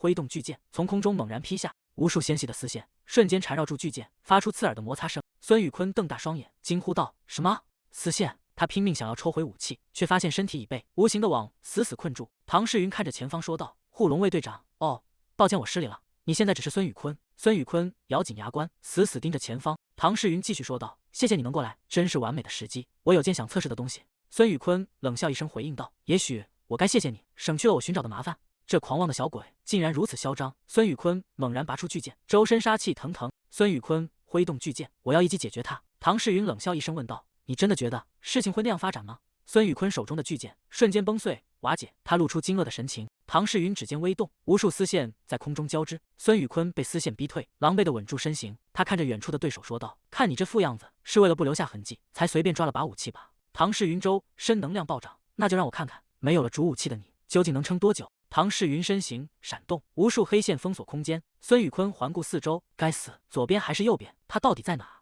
他壓低重心，將能量覆蓋全身。唐世云冷冷地注視着，打算用護體能量專注於防禦和閃避嗎？既然如此，那就讓你見識一下神女宗真正的秘術。唐世云抬起右手，指尖匯聚耀眼藍光，無暇神線術第一式。唐世云指尖絲線劃過，瞬間切斷對手的防禦。孫宇坤單膝跪地，鮮血順着臉頰流下。唐世云緩步走近，說道：“既然你少了一隻耳朵，就沒必要再隱藏身份了。你應該從一開始就展現出你的真面目。”孫宇坤猛然抬頭，眼神中充滿血絲。閉嘴！他全身能量爆發，再次揮動手中巨劍。完整的劍氣只能用劍氣來對抗，那家伙的水平根本無法顯現劍氣。這一擊是我贏了。孫宇坤傾盡全力，巨劍直指對手咽喉，巨大的衝擊波擴散開來。孫宇坤被震退數步，猛地吐出一口鮮血。他撐着斷劍問道：“剛才那到底是什麼？”唐世云單手撐開防禦，藍色絲線交織成圓盾，無暇神線術第二式圓盾。孫宇坤死死盯着盾牌，竟然是用絲線做的盾牌。這種東西，你為什麼要用那種東西？唐世云收起絲線，因為你的劍太弱了，你可千萬別急着放棄。神女宗的無暇神仙術可不是那種只強化皮膚的鐵甲功，它能像鎧甲一樣強化周身的一切。唐詩雲指尖微動，藍色能量化作螺旋尖刺，瞬間貫穿前方。虽然看起來只是絲線，但它本質上是天網，擁有雲鐵般的硬度。在秘術的加持下，它甚至能輕易擋住雷彈。孫宇坤被能量正面擊中，身體劇烈顫抖，大口鮮血噴湧而出。他艱難地喘息着，這家伙簡直是個怪物。唐詩雲邁步向前，靴子踩在地面上，發出沉重的聲響。唐詩雲站在陰影中說道：“比起你表現出的自信，你的實力真令人失望。”孫宇坤癱坐在地，這家伙完全是個怪物，一個沒怎麼修煉的毛頭小子，怎麼會有這種實力？唐詩雲伸手按住他的肩膀：“別擔心，我要把你交給執法堂，所以現在還不能殺你，但在那之前，我要先給你一點教訓，就像我之前對李浩成那樣。”孫宇坤瞳孔驟然收縮，李浩成，腦海中浮現出李浩成那副淒慘痛苦的模樣。我寧願死，也不要受那種苦，絕不能像個廢人一樣，落得氣海破碎的下場。孫宇坤猛地掙扎起身，想要做最後的反撲。唐詩雲眼神一冷，指尖絲線瞬間收緊，巨大的能量在空中炸裂。唐詩雲收回指尖的絲線，看着遠處的煙塵說道：“我還以為你至少會掙扎一下，你這是在給我增加額外的工作量啊！”竹林深處，孫宇坤正拼命狂奔，樹影在他身邊飛速掠過。真不敢相信，我竟然逃得這麼狼狽。對方充其量只是個二流貨色而已。他緊緊捂住胸口的傷口，冷汗不斷從額頭滲出。該死，疼得要命！孫宇坤不敢停下腳步，消失在漆黑的竹林盡頭。孫宇坤在林中穿梭，腦海中浮現出唐詩雲的臉，那雙眼睛絕對是魔宮修煉者的眼睛。他停下腳步，靠在竹子上大口喘氣。我已經耗盡了所有內力，用來施展輕功逃跑。按這個速度，他應該追不上我了。畢竟我的內力遠比他深厚。孫宇坤看着手中的斷劍，眼神變得陰冷。接下來該怎麼辦？武林聯盟肯定回不去了，難道只能順着長江去投靠那些邪派勢力嗎？如果我交出手中掌握的那些機密，應該能換個不錯的地位。他想到這裡，嘴角露出一絲冷笑，身後突然傳來嘲諷聲。孫宇坤僵在原地，冷汗瞬間流了下來。唐詩雲站在樹影中說道：“背叛者即便回來，也永遠不會改变。”唐詩雲看着逃竄的對手說道：“你的大腦只是裝飾嗎？竟然選這種地方逃跑！黑竹林的這些竹子硬度可是比鋼鐵還要強。該死，已經沒有能量施展劍氣了。”他猛地轉身，將殘餘的力量匯聚在斷劍上，那就改用刺擊，一擊貫穿他的心臟。孫宇坤化作殘影衝向前方，斷劍直指對手胸口。唐詩雲站在原地紋絲不動，周身絲線飛速旋轉，擊中了。孫宇坤只覺眼前一花，腳下突然失去平衡，哈！一隻巨大的腳影從天而降，重重地踩在他的背上。孫宇坤整個人被拍入泥土，斷劍脫手飛出。唐詩雲隱沒在黑暗中，指尖絲線閃爍着寒光。孫宇坤被絲線猛然拽回，身體重重撞在竹竿上，無數細線如毒蛇般纏繞，將他死死鎖在半空。唐詩雲緩步走近，說道：“不幸的是，天網一旦咬住獵物，就絕對不會鬆手。”孫宇坤感受着絲線上的氣息，先天真切，原來是這樣，難怪我根本無法反抗。他看着眼前這個年輕人，心中充滿了恐懼。那個瘋子！孫宇坤被絲線勒住喉嚨，艱難地從牙縫裡擠出聲音：“饒了我吧！”唐詩雲面無表情的站定，指尖微微發力，絲線再次收緊。孫宇坤驚恐地哀求道：“請原諒我這一次吧，我剛才是一時糊塗。”唐詩雲冷冷地俯視着他：“你這可憐蟲！”他收起周身的能量，轉身向竹林外走去。只要你還活着，就永遠別再出現在我面前。孫宇坤跪在地上不斷磕頭：“唐大人，謝謝您的不殺之恩。”唐詩雲背對着他，腳步沒有絲毫停頓。孫宇坤低下的臉上突然露出一抹猙獰的笑，他猛地從地上一躍而起，手中殘劍直刺對手後心：“去陰間後悔吧，你這個白痴！你要記住這個教訓，武者放鬆警惕，就只有死路一條。”唐詩雲微微側過頭，嘴角勾起一抹弧度。孫宇坤的殘劍刺向後心，卻在半空中戛然而止。他猛然睜大眼睛，發出不可置信的驚呼：“唐詩雲並未回頭，周身能量瞬間爆發，將偷襲者震退數步。他微微側過臉，眼神中透着徹骨寒意：“如果你以為我會驚訝，那就大錯特錯了。別擔心，因為我從未相信過你，從一開始我就知道你會這麼做。”唐詩雲反手揮動短刃，貫穿孫宇坤的胸膛。他側過頭說道：“如果你覺得我會驚訝，那就大錯特錯了，因為我從未相信過你，從一開始就是。”唐詩雲抽回短刃，任由對方倒下。他站在林間，看向遠方。唐詩雲站在竹林中，看着地上的屍體，現在只剩下一個了。深夜的武林盟內，燈火通明。白髮老者拍案而起，憤怒的大聲說道：“護衛龍衛隊長竟然試圖暗殺他，這怎麼可能？如果當初按照盟主所願，盡早懲處那個隊長，就不會發生這種事。”對面的中年人冷汗直流，顫聲回應道：“那是。”老者死死盯着前方：“你打算怎麼收拾殘局？我們也沒想到事情會變成這樣。”白髮老者厲聲說道：“長老們去處理好補償計劃。”唐詩雲的行動在整個正道武林中掀起了驚濤駭浪。唐門護衛總管辦公室內，燭火搖曳，內務副總管鄭達看着桌對面的男人問道：“你決定好了嗎？只要邀請頂級浪人武士，真的不會出問題嗎？”他伸出手繼續說道：“我擔心私下進行護衛任務會影響武林盟的補償。”唐昊烈抬起頭，眼神陰冷地回應道：“即便這是武林盟的要求，我們也必須謹慎行事。如果有絕世高手坐鎮，就沒什麼好擔心的。而且行動秘密進行，絕不會出任何差錯。你做出了正確的決定，男人就該志向遠大。正達端起茶杯，看着水面上的倒影。一旦護衛任務結束，現在的唐門就會毀滅。唐浩烈壓低聲音說道：“我向你保證，事成之後，你就是新唐門的門主。”正達仰頭，將杯中茶水一飲而盡。唐浩烈拍着手笑道：“沒錯，你做出了最明智的選擇。”唐浩烈躲在陰影中，發出一陣狂笑。唐世雲差點成了阻礙，但多虧了他，我才能獨吞補償金，真是因禍得福。謝謝你，我的好侄子。深夜的唐門府邸，寂靜無聲。唐世雲身輕如燕，在屋檐間飛速穿梭。他翻身躍入庭院，穩穩落地，突然察覺到異樣，猛地揮動手臂，周身爆發出強烈的藍色真氣。他警惕地看向四周，尋找潛伏的敵人。唐世雲長舒一口氣，身體基本恢復了。已經過去整整4天，渾身還是酸痛不已。強行將先天真氣推向極限的反噬，比預想中更嚴重。劇痛從扭曲的丹田蔓延至全身，仿佛被萬箭穿心。意識在清醒與昏迷間不斷反覆掙扎。原本只是想測試目前的實力等級，卻在制作神物時過度消耗了真氣。其實對付孫宇坤根本沒必要動用一擊必殺的招式。他握緊顫抖的拳頭。血之魔後徐素玲，那個像刺客一樣的女人，她出身於神女教，擅長中原最強的咒術，9天神之中的每一道都蘊含着不同的詛咒。唐世雲看着指尖，詛咒已刻入天網，那是9天神之的原型。目前唯一解鎖的秘術是藏在无名指中的一擊必杀。他鎖定目標的特性依然完好無損，我必須盡快恢復體力。孫宇坤那種貨色不過是絕頂後期，甚至不如血蛟的組員。他扶着膝蓋站起身，如果對上副隊長級別，也就是超凡初期，我還能勉強一戰。但若是對上队長級別那種超凡後期的怪物，50招恐怕就是極限。還有那件魔門兵器神殺之刃，無形飛刀。他抬起手掌，紫色真氣在指尖纏繞，散發出危險的氣息。唐世雲看着手中的短刃，紫色真氣縈繞其上。有了這件武器，情況就完全不同了。可惜目前只能維持3分鐘。門外突然傳來爭吵聲，守衛大聲呵斥道：“快讓開！小姐，請不要讓我們難辦。門主下過死命令，任何人都不准進去。”唐世雲轉過頭：“姐姐。”唐世林面無表情地回應道：“那個命令是為了防範潛在刺客，並不是為了讓你們冷落我的。”守衛面露難色。可是唐世林徑直推門而入，冷冷地說道：“別擋我的路。”唐世雲看着他走近：“你來了，先坐下吧。”唐世雲坐在桌前，看着对面沉默的女子，他生氣了嗎？在李浩成的事情之後，他確實叮囑過我不要再惹麻煩了，結果我又捲入了另一場更大的風波。他生氣也是理所應當，不過他應該不會像小時候那樣拿鞭子抽我吧？我已經不是那個可以隨便挨打的小孩子了。唐世林雙手抱胸，冷冷地說道：“鬧出那麼大動靜，你看上去倒挺精神。”唐世雲低下頭，有些局促地回應道：“对不起，姐姐。”他果然還在生氣。唐世林拿起茶壺，往碗裡倒着药湯，說道：“先把這個喝了。”唐世雲看着藥湯問道：“這是什麼？”唐世林將藥碗推到他面前：“我熬了2天2夜，這是100年血餐，它能幫你調理身體，快喝吧。”唐世雲看着藥碗：“姐姐，我怎麼能接受這個？這是你在龍鳳會上獲得的優勝獎品，現在竟然要給我？”唐世林轉過頭說道：“這對我已經沒用了，只是留着發霉而已。那是個謊言。他憑借自己的力量，一路殺出重圍，才躋身9龍4鳳之列。但他現在正處於長期的瓶頸期。我依然記得他突破境界後那副欣喜若狂的模樣。”唐世雲推開藥碗：“無論如何，你才是最需要他的人，我不能喝。”唐世林眼神變得凌厲：“所以你打算无視我的誠意？”唐世雲看着他的臉，小時候這種表情總讓我害怕，現在看來卻只覺得有些尷尬。唐世雲眼前浮現出恐怖的幻象，姐姐被長劍貫穿，鮮血染紅了衣襟，在烈火中緩緩倒下。他猛地睜開眼，大口喘着粗氣，冷汗浸透了後背。唐世林急忙扶住他：“唐世雲，你怎麼了？沒事吧？”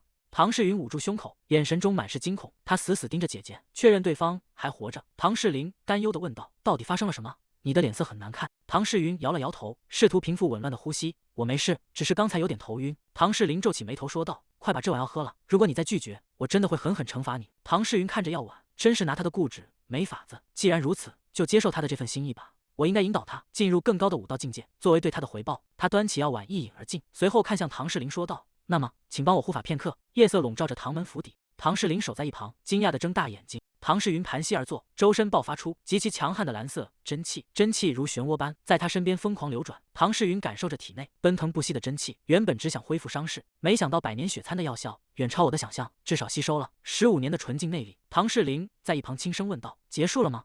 唐世雲站起身回應道：“是的，多虧了姐姐的藥，身體感覺輕盈了許多，謝謝你。”他活動着手腕，看向唐世林問道：“姐姐，你的主武器還是那把鐵扇嗎？”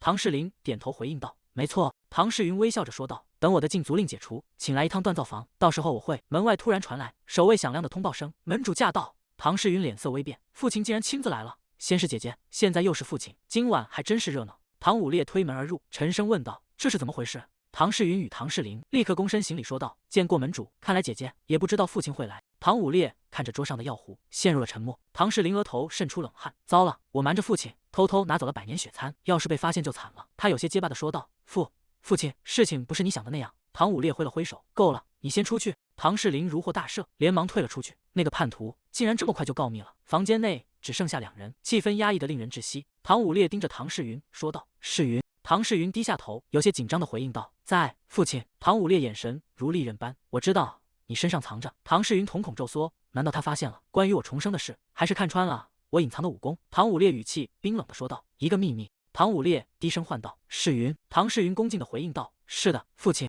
唐武烈盯着他說道：“我知道你藏着一個秘密，在處理李浩成和孫宇坤時，你肯定隱瞞了什麼，甚至連盟主都不知道。”唐世云有些驚訝地問道：“您是怎麼知道的？”唐武烈背過身去說道：“孩子變了，做父親的怎麼會看不出來？但我今天不是來質問你的，如果可以的話，我真想把一切都告訴父親。我很想念他，也很感激他。還有，對不起。”唐武烈在房間裡走動。“你知道我這段時間為什麼沒去找你們嗎？是因為我的過錯嗎？是因為我……”唐武烈停下腳步說道。唐世云追問道：“您這是什麼意思？”唐武烈坐到椅子上說道：“我這一生都信任聯盟，並追隨俠義之道，因為我的固執，家族的命運更加衰落。雖然我一直覺得虧欠家族，但我必須承認，我並不後悔堅持信念，直到現在為止。俠義英雄真是個笑話。”唐武烈看着雙手說道：“我只是個連獨生子都無法好好保護的男人。”世云。唐世云低聲回應道：“是的，父親。”唐武烈看着窗外說道：“雖然你處理事情的方式確實有些粗暴，但你是正確的，所以不要改變你的做法。相反，我應該改變我的方式，開始走你選擇的路，在需要的時候成為你的避風港。作為交換，你能答應我一件事嗎？”唐世云問道。“是什麼事？”唐武烈神情嚴肅地說道：“不要丟掉你的俠義之心。雖然你現在做的是對的，但你的殺氣太重了。如果你只是一心想要處決那些惡人，最終你也會變得和他們沒有什麼區別。”唐世云握緊拳頭說道：“說實話，父親，我不確定什麼是俠義。我覺得該死的人就得死，有些惡人天生邪惡，永遠都不會改變。但我明白您的擔憂，也知道該警惕什麼。”他站起身，伸出一根手指，說道：“就這一次，如果對方並非罪該萬死，我會給那些作惡者最後一次機會。”唐武烈閉上眼睛回應道：“好，這就足夠了。”月光灑在屋頂上，夜色漸深，馬車在街道上行駛。青年看着窗外說道：“我以為這裡會很荒涼，沒想到人還挺多的。”夏英在一旁提醒道：“你剛才的話很失禮，從現在起注意言辭。”“我只是實話實說。”青年不以為然地回應道。夏英皺起眉頭說道：“你……”青年雙手抱胸說道：“什麼叫失禮？卑微的唐門，難道還不能讓峨眉評價嗎？”金華師太突然開口道：“你怎麼能如此無禮？”青年嚇得趕緊閉嘴。金華師太嚴肅地說道：“在到達目的地之前，你都要保持扎馬步的姿勢，通過身體鍛鍊來清醒頭腦。”青年一臉苦澀地回應道：“不要啊，這真是奇怪。不是說唐門已經沒落，徹底跌入谷底了嗎？”師太看着窗外，街道上人聲鼎沸，路人們推搡着喊道：“喂，別擠了，你以為我想擠嗎？不要插隊。”青年看着窗外問道：“為什麼會有這麼多人？這裡的病人看起來比我們峨眉還多。”路人們興奮地議論着，誰能想到少主人的醫術竟然如此高超，簡直是華佗在世。聽說沒有他治不好的病，只需一針就能痊癒，他一定是得到了神醫的傳授。另一個路人說道：“唐門最近名聲大噪，其實他們原本最擅長的就是鍛造和醫術。”青年聽到這裡，臉色變得很難看。路人繼續說道：“既然要等這麼久，不如去峨眉派看看，那裡的醫術肯定更好。”青年猛地推開車門，跳下馬車喊道：“你說什麼？”夏英在身後急忙喊道：“青年，快回來！”路人繼續說道：“峨眉派是給有錢人去的，普通百姓根本沒法看病。相比之下，唐門少主是更好的選擇。幾天前他治好了一個人，那是連峨眉派都放棄的病人。”青年憤怒地喊道：“這簡直是胡說！夠了，注意你的言辭！”師太嚴厲地打斷道。青年不甘心地回應道：“可是他們在羞辱峨眉派。”師太看着他問道：“你難道忘了師祖的告誡嗎？你們這次去唐門是代表武林盟去道歉的，唐門的繼承人一定有值得學習的地方，所以要保持禮貌，不要制造任何麻煩。”師太神情嚴肅地補充道：“即使你是掌門，如果你敢惹事，我也會親自嚴懲你。”夏英走上前說道：“師傅，我去通報並為您引路。”師太擺手阻止道：“不必了，難道我們不能直接去見識一下唐門的醫術嗎？”屋內傳來喊聲：“好了，下一位，請進。”師太帶着弟子們走進唐門大院，讓我們親眼看看傳聞中超越峨眉的醫術，診療的速度極快。下一位，快一點！師太看着進出的病人，他診療的速度竟然這麼快。夏英看着走出的病人，確實快得離譜，他們一定是用了某種手段，暫時麻痹了病人的痛覺，偽裝成痊癒的樣子，這簡直是行醫欺詐。青年跟在後面低聲說道：“呼，對不起。”雪走上前行禮說道：“讓各位久等了，請跟我來。”夏英跟在後面。真正的醫生絕不會允許這種行徑，這不僅是在騙錢，更是在浪費病人的治療時間，這簡直不可原諒。雪停在門前說道：“請在這裡稍後，很快就會輪到各位。”師太微微點頭，謝謝。他走到門邊，順着門縫向內窺視。唐世雲正坐在屋內，神情淡然。夏英湊到門邊，低聲說道：“他們似乎完全不在意安保。”青年也湊過來，小聲回應道：“他看起來像個討厭的家伙。”夏英盯着屋內，我依然懷疑他在行医欺詐，一旦拿到證據，我就會立刻出手。一位母親帶着孩子走進房間，少主人，請救救我的孩子。小女孩拉着母親的衣角，媽媽，別哭了。唐世雲溫和地回應道，別擔心，我一定能治好你的女兒。告訴我，她哪裡不舒服？唐世雲檢查着女孩的腿部，她以前为了躲避什麼，身體突然劇烈扭動過嗎？母親驚訝地睜大眼睛，您是怎麼知道的？大約3個月前，她為了躲避馬車摔倒過。母親抽泣着說道，其他醫生都說她再也無法走路了。唐世雲點頭說道，果然如此，這種情況被稱為足下垂，是因為腓骨附近的神經受損，導致肌肉癱瘓。青年在門外咬牙切齒，這太令人氣憤了，他怎麼可能瞬間做出診斷？夏英也陷入了震驚，連我也無法一眼看穿病因，這簡直是無懈可擊的完美診斷。青年雙手抱胸，利用傳音入密說道，真是個陰險的家伙，那根針黑的就像他的心一樣。母親緊張地問道，少主人，您真的能治好他嗎？唐世雲拿出一根細長的黑針，我正打算這麼做，他指尖凝聚起強大的內力，黑針在指尖微微顫動。師太和夏英露出震驚的神色，他竟然能將如此龐大的內力注入那麼細的針裡，而且身體毫無異樣。那根針的品質甚至超過了我花重金從白葉鍛造廠買來的銀針，簡直可以稱之為神兵利器。青年有些疑惑地歪着頭，真是奇怪，難道他们聽不到我的傳音入密嗎？小女孩興奮地跳起來，哇，我的腿真的能動了！母親激動地流下眼淚，天哪，謝謝您，真是太感謝了，少主人。師太在門外看着這一幕，他不僅是暫時緩解痛苦，而是徹底連接了受損的神經和經脈。他是個天才，除了絕世天才，沒有別的詞能形容他。那我們剛才的行為到底算什麼？金華師太神情凝重，收起你那急躁的脾氣，明白了嗎？在旁人看來，我們現在的行為簡直是在偷窺唐门的至寶。小女孩揮手喊道，醫生，我下次還會再來的。唐世雲微笑着回應道，別胡說，既然已經康復了，就永遠別再來這種地方。小女孩笑着喊道，但我還想再見到你。唐世雲回應道，那就等你嘴饞想吃甜點再來這裡吧。母女倆歡快地離開。金華師太站在門外，該怎麼辦才好？這一切都是我種下的因果，正確的做法應該是誠實地向他道歉，並請求原諒。突然，一道寒光穿透門縫，金華師太驚恐地睜大眼睛，青年被巨大的衝擊力震退，尖叫着蹲下身子。這是什麼？唐世雲在屋內冷冷地說道，因為剛才在治療病人，所以我放過了你們3次。但他推開門，露出一隻戴着手套的手。既然你們膽敢偷看唐門的秘傳醫術，那就必須為此付出代價。別以為你們今天能活着離開這裡。唐世雲掷出短劍，短劍裹挾綠色能量，瞬間擊穿牆壁。他穿過煙塵衝入室內，手持雙刃，眼神冰冷。夏英驚呼道，那是幻影擒拿術，只有化境高手才能施展，一個一流高手怎麼做到的？金華師太抬手示意道，冷靜點，少門主，我們已經。青年拔劍怒喝道，你這混蛋竟敢攻擊我們！唐世雲側身閃避，衝向前方說道，我猜你來這裡動機不純。青年揮動長劍，我要用狂風劍法直接把他擊倒。金華師太瞬間近身，重擊青年後頸，他悶哼一聲，身體失去平衡。夏英飛身接住女子，將她護在身後。唐世雲再次突進，手中短刃畫出綠光，現在想躲已經太晚了。他揮劍重擊，與金華師太的防禦撞在一起，激起劇烈衝擊波。夏英驚呼道，師傅！唐世雲揮動短刃，身形化作殘影，連續斬向金華師太。金華師太揮動衣袖抵擋，金屬撞擊聲不斷響起。即便展現了那種力量，他依然沒有絲毫猶豫。這孩子絕非尋常武者。唐世雲腳尖點地，再次騰空而起，短刃劃破空氣。師傅讓我們觀察的不只是他的醫術，他祭出暗器，身形隨之消失。他打算趁我躲避暗器，從另一側發起進攻。金華師太側身躍起，死死盯着唐世雲的軌跡。金華師太盯着前方，接下來是正面攻擊。唐世雲握緊短刃，嘴角微微上揚，他在笑。不祥的預感瞬間炸裂，夏英瞳孔驟然緊縮，嘶啞的警告脫口而出。金華師太猛然回頭，是從後面來的。唐世雲祭出的暗器在空中劃出弧線，從後方疾馳而至。他縱身躍起，配合暗器的死角，正面發起突襲。唐世雲喊道：“哈呀！”金華師太咬緊牙關，倉促間伸手格擋。唐世雲的短刃重重劈在金華師太手臂上，激起耀眼火光，強大的衝擊力將兩人震開。唐世雲在空中翻滾，穩穩落地，金色光芒瞬間炸裂。唐世雲被巨力震飛，重重撞在牆壁上，他摔落在地，口中溢出鮮血，意識逐漸模糊。青年捂着額頭說道：“頭好痛。”夏英扶住他問道：“青年，你還好嗎？”青年看着廢墟問道：“到底發生了什麼？”金華師太站在原地，看着倒地的唐世雲說道：“天啊！”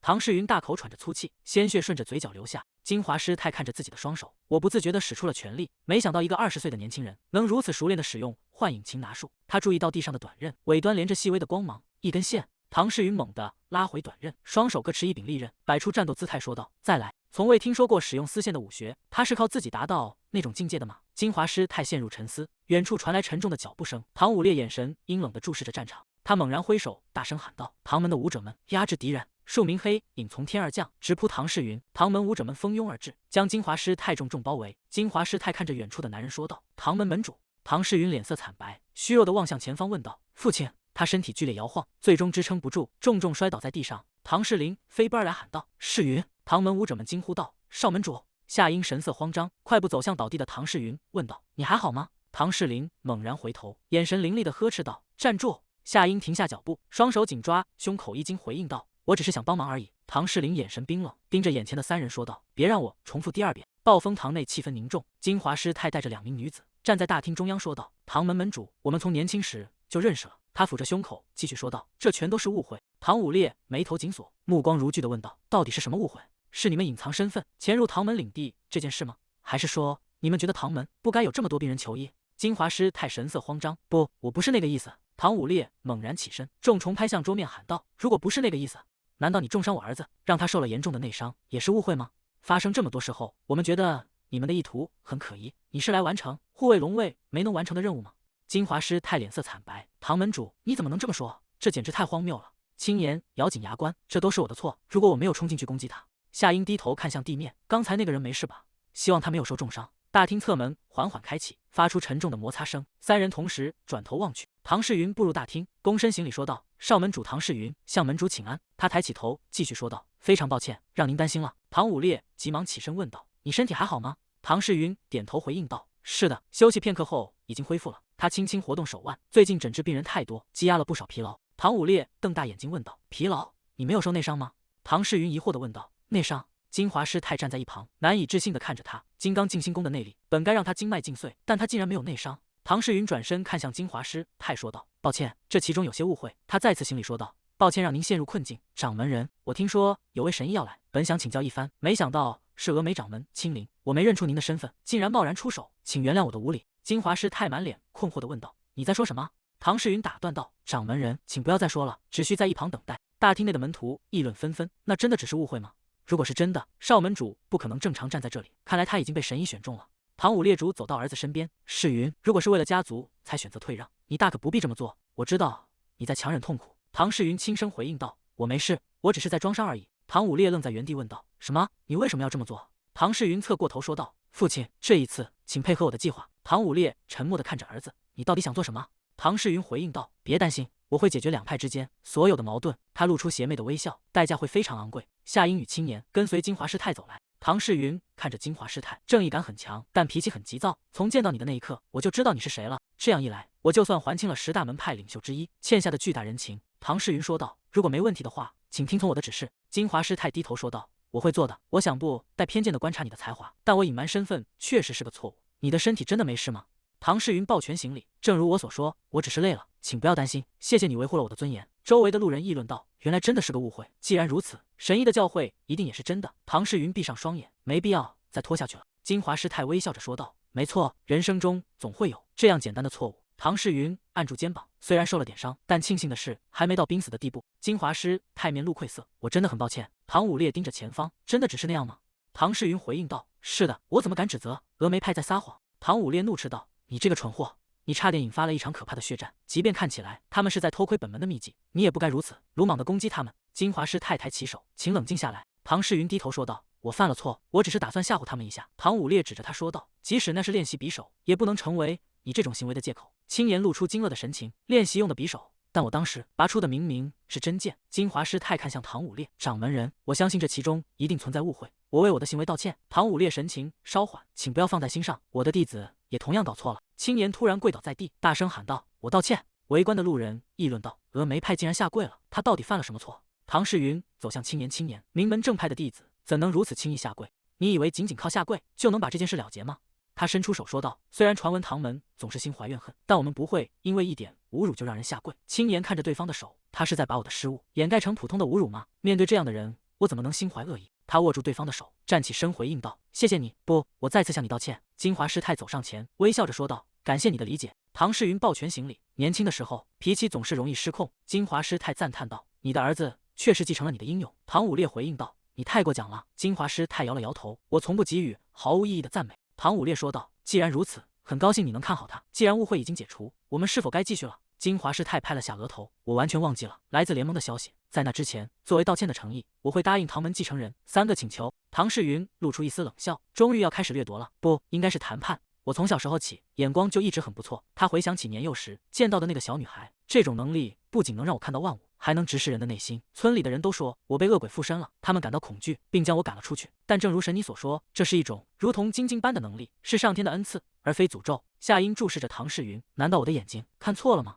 他失去了之前那種英雄般的气概，他的本性到底是什麼樣的？金華師太思索着說道：你想要越山上那座封閉的礦山，偏偏是那個地方。虽然那裡價值不高，但位置靠近青城派，恐怕會很困難。唐世云捂住胸口，痛苦地喊道：我的氣海！金華師太见狀說道：即便如此，峨眉派也會盡力去爭取的。唐世云繼續說道：接下來我希望能使用武靈盟的鍛造爐。夏英看着他真的在利用我們的失誤來獲取最大的利益。金華師太回應道：我很抱歉，但這超出了我的權限範圍，我需要盟裡最偉大的鐵匠許可，才能讓你使用。唐世云捂住左臂，痛苦地說道：我的左臂！他咬牙堅持着，我會親自去說服他。夏英注視着青年，到底是怎麼回事？我感覺不到任何邪惡的意圖。唐世云行禮說道：感謝你的理解，最後請派軍隊的謀士來擔任我的保鏢。唐武烈怒斥道：少主，你不能把精力浪費在無意義的事上，讓謀士當保鏢，你應該帶回對家族有益的東西。只有最愚蠢的人才會在這種情況下試圖尋求利益。如果我表現出哪怕一絲輕蔑，就會失去金華師太對我的尊重，這是我目前能做出的最佳選擇。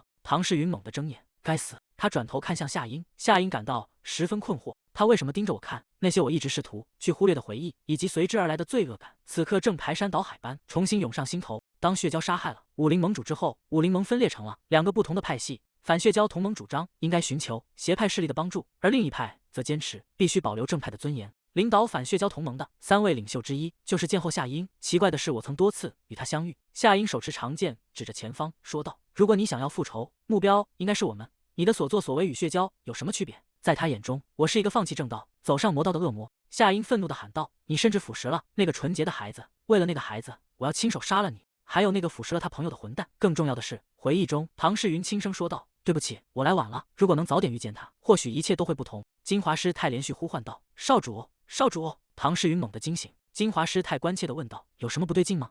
我說過，保鏢的事情我會處理好的。金華師太走上前，按住他的肩膀說道：看來你的身體還沒有完全恢復，請先休息，直到徹底康復為止。唐世云低下頭，抱歉，我剛才走神了。金華師太展開手中的卷軸，說道：現在我將宣布武靈盟的正式獎勵與立場。唐武烈展開卷軸說道：獎勵依然是之前的護送服務，但增加了使用次數，你可以讓他們再執行2次終極任務，或者20次低級任務。金華師太看向他，掌門人，我們是否通知過你正在執行的終極任務？唐武烈回應道：確實如此，萬海護送局不是在7周前就為了你的請求出發了嗎？金華師太思索着說道：我相信他們很快就會到達了。一名報信人跌跌撞撞地衝進大殿，大聲喊道：出大事了！他扶着門框，氣喘吁吁地說道：毒魔，毒魔帶走了他們。受害者哀求道：救救我！毒魔掐住對方的脖子，冷笑道：禍物！武靈盟護送局失竊事件，整個護送局的人都消失得無影無蹤，沒有留下任何痕跡。青年與金華師太露出震驚的神情。唐世云注視着前方，毒魔竟然還活着，那個家族的死對頭，這一切竟然都是毒魔幹的。唐武烈猛地拍向桌子，大聲喊道：可能還有幸存者。他站起身命令道：只留下最少的人手，其餘所有人立刻準備出發。金華師太走上前說道：我會和你們一起去，毒魔是武靈盟的公敵。唐武烈整理衣袍，感謝你的協助。他邁步走向大殿外，頭也不回地命令道：少主，你留在这裡統領家族。唐世云追上去喊道：家主，我要加入增援部隊，等我抓到唐浩烈，那個偷走家族獎勵的家伙。唐武烈轉頭斥責道：你受了傷，根本對付不了他，我會親自處理這件事。唐世云反駁道：到那時就太晚了，他的實力與孫宇坤不相上下，所以請把他交給我，請立刻出發吧。唐世云注視着前方，不知道接下來還會出現什麼變數，但我必須徹底鏟除邪惡的根源。我要先殺掉唐浩烈，然後再去追捕毒魔。護送局辦公室內燈火通明，唐浩烈正背對着門口，瘋狂翻找着財物。一旦峨眉派的掌門發現真相，他很快就會趕到這裡。他將金幣和珠寶胡亂塞進布袋裡，我必須帶着支票和所有能帶走的寶物，立刻逃離這裡。身後傳來異響，唐武烈疑惑地回頭，大門被瞬間轟碎，木屑四散飛濺。唐浩烈驚恐地擋住臉，大聲喊道：是誰在那裡？唐世云踩着碎木緩緩走進房間，你看起來比傳聞中過得更好。唐浩烈咬緊牙關，憤怒地低吼道：該死的家伙！唐世云走向前方說道：叔叔，我是來清算你罪孽的。唐浩烈驚恐地問道：我的罪孽？親愛的侄子，你突然在說什麼？他指着地上的刺客，繼續說道：你一定是因為這家伙誤會了，突然有個刺客被派到我這裡。唐世云打斷道：別廢話了，如果你真是唐門的後代，就拿出點尊嚴，把脖子伸出來吧。唐浩烈愣在原地，唐浩烈冷笑道：好吧，那就別再玩鬧了。他周身爆發出氣勁，瞬間衝向前方，與唐世云正面碰撞。唐浩烈穩住身形說道：是因為你身後的垃圾才讓你如此傲慢嗎？青年憤怒地回應道：閉上你的嘴，你這個惡徒！夏英按住青年的肩膀，青年現在激动也没用。夏英看着前方的男人，即便唐门已经没落，也不能轻视唐浩烈。庆幸師傅讓我們一起行動，那男人的實力與我不相上下。唐浩烈露出狰狞的笑容，看來峨眉派掌門已經直接前往突襲地點了。難道上天站在我這邊嗎？唐浩烈就算沒有主人，也毫无變化。夏英猛地拔出巨劍，指向前方，大聲說道：“像你的部下一樣投降吧，這樣我就饒你一命。”唐浩烈摸着鬍鬚回應道：“投降？看來他們都逃跑了。”唐世雲冷冷地注視着對方，假裝猶豫，是為了誘導我們放鬆警惕嗎？卑鄙的手段還是一如既往。唐浩烈低聲說道：“那群沒用的東西。”夏英睜大眼睛，等等，那是能殺死化境高手的江湖禁物追魂剑。唐浩烈獰笑着说道：“首先，我要先解決一个。”他猛地射出暗器。夏英大声喊道：“青岩！”青岩惊魂未定地說道：“來吧，別擔心我。”他瞬間衝向前方，在暗器擊中前，將青岩撲倒在地。唐世雲緊緊護住他，發出一聲悶喝。青岩被唐世雲緊緊護在懷中。劍是從哪裡射出來的？這些是絲線嗎？他站穩身體說道：“謝謝你。”夏英看着地上的黑色絲線，那是唐門少主的標誌性武器，如果沒有他，青岩剛才就危險了。唐浩烈站在遠處冷笑道：“真是可惜，本可以輕易殺掉你們其中一個。”夏英揮劍指向前方說道：“你這個無恥之徒！”唐浩烈不屑地回應道：“無恥？你只是個不懂江湖規矩的小鬼。”他猛地揮動手臂，無數黑色絲線如毒蛇般蔓延。死人是不會告密的。絲線瞬間封鎖了所有退路。夏英揮劍抵擋，好快，他的速度竟然這麼快！夏英揮劍抵擋着絲線，這家伙不只是剛入化境，他的實力至少高出我2階。他看向身側，大聲喊道：“唐少爺，我們需要一起進攻，由我來指揮，請配合我。”唐世雲冷冷地回應道：“我拒絕。”他揮動短劍擋開攻擊，繼續說道：“該由我來下達命令，如果你不聽我的就退後，我會獨自戰鬥。”夏英愣在原地喊道：“等等，唐少爺！”側方突然傳來破空聲，他驚叫着後退。唐世雲頭也不回地喊道：“向右上方退一步。”夏英下意識照做，絲線擦着他的身體劃過，他完美讀出了攻擊方向，甚至連我在苦戰都察覺到了嗎？唐浩烈揮動長鞭說道：“看你的好運能持續多久。”長鞭從右下方猛烈襲來，直衝向青岩的頭部。夏英側身躲過攻擊，這不是運氣，他看穿了那混蛋的所有攻擊。唐世雲手持短劍，冷靜地格擋着密集的鞭影。夏英焦急地問道：“現在該怎麼辦？”他揮劍擋開餘波，我們不能一直躲下去，必須想辦法反擊。唐世雲側過頭，這真是出乎意料。夏英焦急地喊道：“唐少爺，你在聽嗎？現在該由你下令了吧？”唐世雲看着他的背影，他一直這麼天真嗎？唐浩烈猛地拉動長鞭，發出一聲脆響，大聲咆哮道：“去死吧！”長鞭如毒蛇般橫掃而過，帶起陣陣煙塵。唐世雲臉色一變，大喊道：“夏英，小心！”他揮劍擋在兩人身前。不對，他用鞭聲掩蓋了劍聲。我們真正需要小心的是……唐世雲縱身躍起，在空中觀察着敵人的動作。唐浩烈再次握緊了鞭柄。夏英被唐世雲救下，穩住身形說道：“謝謝你。”唐世雲看着眼前的少女，我開始懷念那個像惡魔一樣的她了。唐浩烈咬牙切齒地說道：“你們這些小鬼，難道你們的師傅只教了你們如何逃跑嗎？”青年憤怒地反駁道：“不許侮辱我的師傅！”他不顧阻攔，衝向前方。唐世雲大聲喊道：“別衝動，青年！”青年揮劍擋住襲來的長鞭。哼，這不算什麼。長鞭瞬間纏繞住劍身，巨大的力量將他甩飛。夏英衝上前接住同伴，喊道：“青年，別一個人衝出去！”青年扶住同伴，問道：“你還好嗎？”唐浩烈揮動帶電的長鞭，狂笑着說道：“這太好笑了，來吧，擋下這一招試試。”青年看着纏繞雷光的長鞭，鞭氣，難道他已經達到了化境巔峰的境界嗎？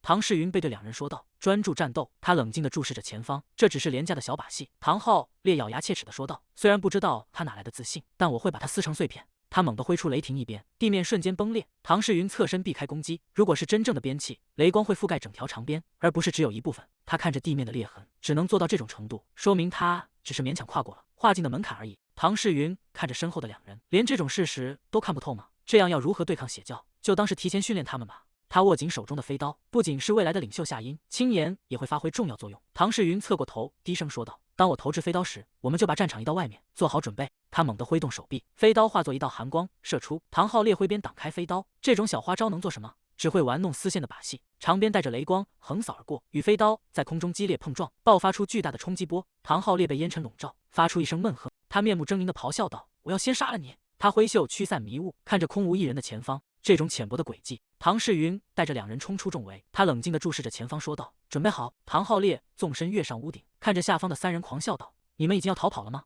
他握緊手中的長鞭，面目猙獰地喊道：“我會安詳地送你們上路，所以別再掙扎了。”青年與夏英緊握長劍，眼神變得無比犀利。唐世雲停下腳步，擋在兩名少女身前，說道：“我們要開始反擊了。他是故意把我們引到這片開闊地嗎？看起來像是在逃跑，其實是戰略性移動。”唐浩烈揮動長鞭，大聲說道：“即便如此，也改變不了任何結果。”長鞭重擊碎地面，激起大片塵土。唐世雲側身避開攻擊，戰鬥的基礎就是選擇有利的地形。他壓低身子，向前疾馳而去。唐世雲盯着襲來的長鞭，不要正面硬碰硬。唐浩烈揮動短劍，順着鞭子的勁力將其向外撥開，就像是在刺激的同時把攻击推向一旁。即便擋住了攻擊，也不能掉以輕心。唐浩烈咬緊牙關，猛然收回長鞭，因為長鞭在回收時才是最危險的。唐世雲縱身躍起，避開橫掃而來的餘波，他踩着石階飛速逼近對手。唐浩烈露出驚恐的神色，唐世雲揮劍斬下，重擊中對方的防禦。唐浩烈慘叫着，被重擊飛出去。青岩和夏英看呆了，太厲害了，這些實戰技巧必須全部記下來。唐世雲收起短剑，轉過頭問道：“你們兩個在看什麼？”青岩和夏英猛地驚醒，唐世雲指着前方說道：“輪到你們了！”遠處傳來劇烈的爆炸，煙塵衝天而起。夏英揮劍急刺，正面迎上黑色長鞭，長鞭如毒蛇般纏繞，死死鎖住劍鋒。夏英咬牙堅持，在空中翻身格擋。唐浩烈冷哼一聲，猛然抖動手腕，他全身肌肉隆起，瘋狂揮舞長鞭，密集的鞭影將夏英徹底籠罩。唐浩烈憤怒地喊道：“別再掙扎了！”地面在重擊下不斷崩裂粉碎，夏英被長鞭逼退。唐浩烈揮動重拳，大聲喊道：“結束了！”青岩從側翼疾馳而至，揮劍橫斬。唐浩烈悶哼一聲，被迫收招格擋。青岩和夏英一前一後，配合默契地發起進攻。唐浩烈咂了咂嘴，該死！每當其中一個被擊退，另一個就會立刻補位。他穩住身形，發出一陣低沉的笑聲：“你們這群小鬼，竟然在用輪換戰術，想通過這種方式來消耗我的體力嗎？”他揮動長鞭喊道：“但這毫無意義，在絕對的力量面前，一切都是徒勞。在被撕碎時哀嚎吧！”長鞭化作無數殘影，將整片區域封鎖。青岩和夏英被困在密集的鞭影之中，無法脫身。眼看長鞭就要落下，唐世雲突然現身，伸手死死拽住鞭梢。他猛然發力，將長鞭強行扯偏。青岩趁機翻身躍起，躲过了致命的一擊。夏英在空中輕盈的翻轉，避開了致命的鞭擊。唐浩烈瞪大眼睛，竟然躲開了攻擊。他們在身形不穩的情況下，竟然已經開始了反擊。青岩俯衝而下，長劍直指對方咽喉。夏英貼地急行，封鎖了壯漢的退路。唐浩烈倉促揮鞭格擋，地面在激烈的碰撞中不斷崩裂塌陷。他正要再次發力，卻發現手臂動作受阻。唐浩烈低下頭，看向自己的手腕，那是絲線。難道是唐世雲那個混蛋？唐世雲身形如鬼魅般，瞬間貼近對方，冷冷地說道：“大叔。”他手中的短劍化作數道寒光，精準地刺入唐浩烈腹部。唐浩烈慘叫着向後踉蹌退去，鮮血濺落在地。他掙扎着穩住身形，大口喘着粗氣。唐世雲側過頭：“你看起來已經精疲力竭了。”他猛地踏向地面，身形再次消失在原地。唐浩烈驚恐地揮動長鞭護住周身，青岩和夏英也從兩側包抄而上。唐浩烈咬緊牙關，悶哼一聲，死死握住顫抖的鞭柄。他拼盡全力，想要奪回長鞭的控制权。一道巨大的綠色氣旋以他為中心衝天而起。唐世雲站在風暴邊緣，長髮隨風狂舞。唐浩烈面目猙獰：“你這個畜生！”唐世雲眼神冰冷，手指靈活地撥動，操控着密集的絲線。絲線在風暴中發出尖銳的鳴響。夏英頂着強風，持劍疾馳而上，再次刺向風暴中心的敵人。唐浩烈面目猙獰，發出一聲狂吼，他全身爆發出刺眼的綠色強光，揮動長鞭喊道：“去死吧！”唐世雲站在光芒中心，眼神冷靜而深邃。他伸出右手，指尖牽引着無數絲線，正面迎向衝擊。轟然巨響中，整片區域被煙塵吞噬。夏英被餘波震退，發出一聲悶哼：“唐少爺！”唐浩烈露出陰冷的笑容，終於除掉了眼中釘。他轉身向遠處疾馳，現在只要逃離這裡，再為以後做打算。最後的勝利依然屬於我。他正沉浸在幻想中，突然察覺到身後有一股冰冷的殺氣。他驚異地問道：“唐世雲如鬼魅般從煙塵中衝出，瞬間追上對方。唐浩烈還沒來得及揮動長鞭格擋，就被重重的一腳踢中了後背。他慘叫着飛了出去，身體在空中失去平衡，狠狠撞向遠處的石牆。唐世雲穩穩落地，指尖的黑色絲線如蛛網般向四周蔓延，整片區域再次被劇烈的爆炸徹底吞噬。唐浩烈被黑色絲線死死纏繞在石牆上，發出痛苦的悶哼：“這是什麼東西？”唐世雲從煙塵中走來，眼神冰冷地問道：“叔叔，你這是要急着去哪？”唐浩烈咬緊牙關，那個瘋子，難道他擋住了所有的鶴與毒？他看着步步逼近的唐世雲，臉上滿是冷汗。唐浩烈顫聲求饒道：“世雲，就原諒我這一次吧，我可是你的叔叔啊！”唐世雲停下腳步：“原諒你？我最近答應過父親，無論犯下什麼罪行，我都會給對方一次改過自新的機會。”唐浩烈眼中閃過一絲希望。那麼？唐世雲走到他面前，眼神瞬間變得冰冷，但那並不包括那些死有餘辜的人，而你恰恰就是這種人。唐世雲猛然伸出手，死死扣住對方的臉，指尖發力。唐浩烈發出凄厲的慘叫聲，黑色絲線如鑽頭般在空中瘋狂旋轉，徹底貫穿了他的頭顱。夏英看着眼前的一幕，驚恐地喊道：“唐少爺！”唐浩烈發出最後一聲凄厲的慘叫，他滿臉鮮血，死死盯着唐世雲，虛弱地詛咒道：“我會詛咒你的，就算我下了地獄，也會在那裡一直詛咒你。”唐世雲面無表情地抬起手，隨意地撥弄了一下額前的碎髮。夏英站在遠處，看着那個冰冷的背影，他太殘酷了，簡直就像個殺手，或者是修煉魔功的人。雖然不願相信唐少爺會是那種人，但我現在已經無法否認了。如果他是個瘋子，現在應該感到愉悅、興奮或者狂喜，那這些情感又算是什麼？那是無盡的空虛，還有深不見底的悲傷，讓我無法揣摩。他只是在強裝鎮定嗎？或許他只是個經歷過悲慘生活，外表變得麻木的普通人。我甚至無法想象他肩負着怎樣的重量。夏英閉上眼，發出一聲輕嘆，但他為什麼要用那種眼神看着我，就好像他早就認識我一樣？唐世雲檢查倒地的男人，他已經死了。為了以防萬一，應該把這些都帶走。他在屍體上翻找鹤羽毒，植物類毒素中最致命的一種，還有追魂劍，這可是禁物，收穫還算不錯。唐世雲收起戰利品，看着地上的屍體，我已經對殺人感到麻木了嗎？雖然處決的是個惡徒，但還是我竟然在優先計算得失，簡直就像魔教中人。對不起，我來晚了。青年跪在地上嘔吐，夏英扶住他的肩膀，問道：“你還好嗎？”青年擦了擦嘴角，回應道：“我只是被嚇到了。”唐世雲看着兩人，唐門處理叛徒的手段，對其他門派的人來說確實太過極端了，非常抱歉。夏英扶着青年說道：“沒關係的，使用追魂劍或鶴羽毒，在聯盟中也是死罪。”唐世雲問道：“是這樣嗎？”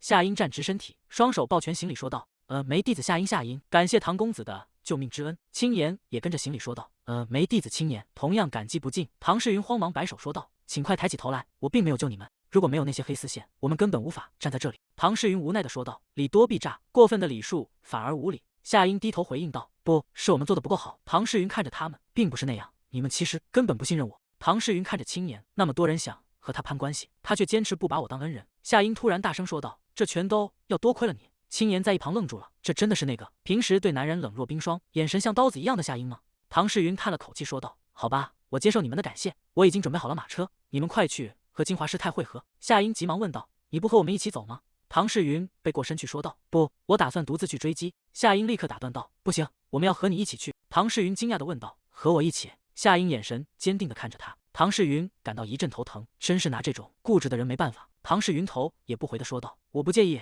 你們跟着，但我不會再照顧你們了。”夏英追上前問道：“你這是什麼意思？”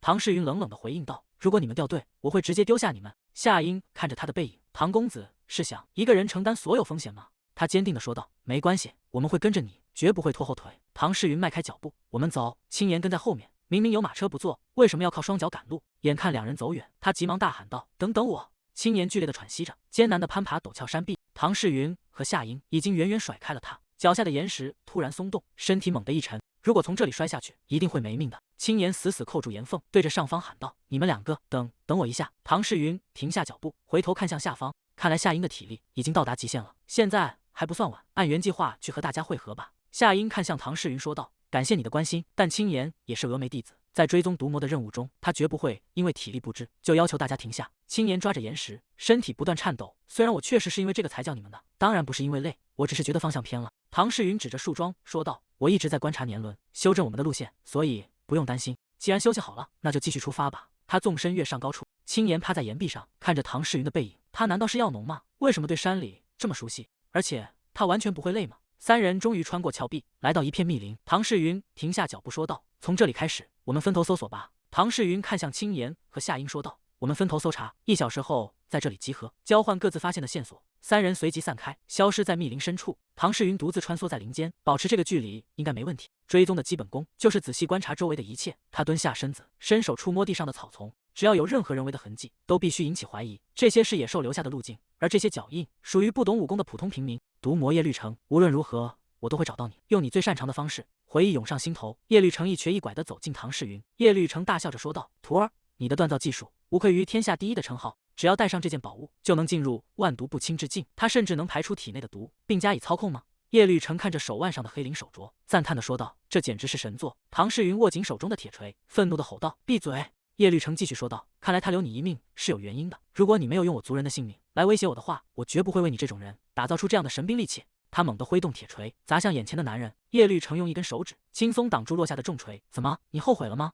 你應該很清楚，作為交換，你得到了頂級的醫術和毒功，而且我的武學簡直是為你量身定做的。像你這麼聰明的孩子，不可能不明白這一點。”唐世雲渾身顫抖，憤怒地盯着眼前的男人。葉綠城繼續說道：“不管你願不願意，我們都是師徒，對吧？你現在的表情才是真正的傑作。”畫面一轉，回到了現實的陰暗山洞。這裡是哪裡？我明明正在躲避毒魔，難道被抓住了嗎？他感到頭痛欲裂，掙扎着站起身，身體和精神都感到異常沉重。不對勁，感覺像是被倒吊着。他猛地睜開眼睛，發現自己正懸在半空，下方是堆積如山的屍體。葉綠城走近說道：“也許是因為你是垃圾，恢復速度才這麼慢。紫衣男驚恐地看着他，你是毒魔？為什麼一個人會有2個聲音？葉綠城發出一陣冷笑，你知道讓花朵綻放最重要的是什麼嗎？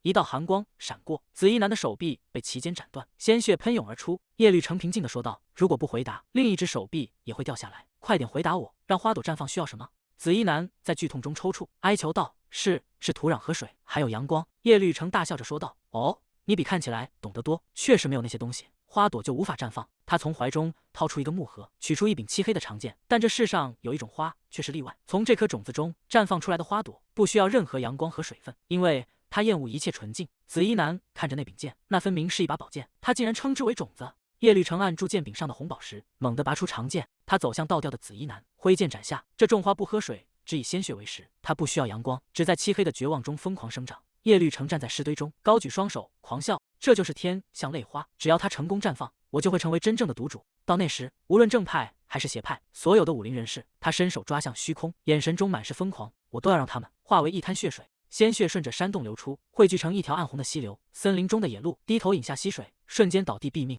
唐世雲順着血跡來到溪流邊，看着死狀淒慘的野鹿，眼神变得冰冷。找到了。青岩看向走來的夏英說道：“夏英，你來了。我確實發現了幸存者的蹤跡，但是……”夏英回應道：“原來你那邊也是嗎？”青岩繼續說道：“幸存者的蹤跡突然中斷了，就像是使用了草上飛一樣。如果毒魔已經達到了化境的圓滿境界，我們就必須請門派長老過來了。”唐世雲背着人走近說道：“沒有那個必要，他們只是抹去了氣味逃跑了。你要聞聞看嗎？”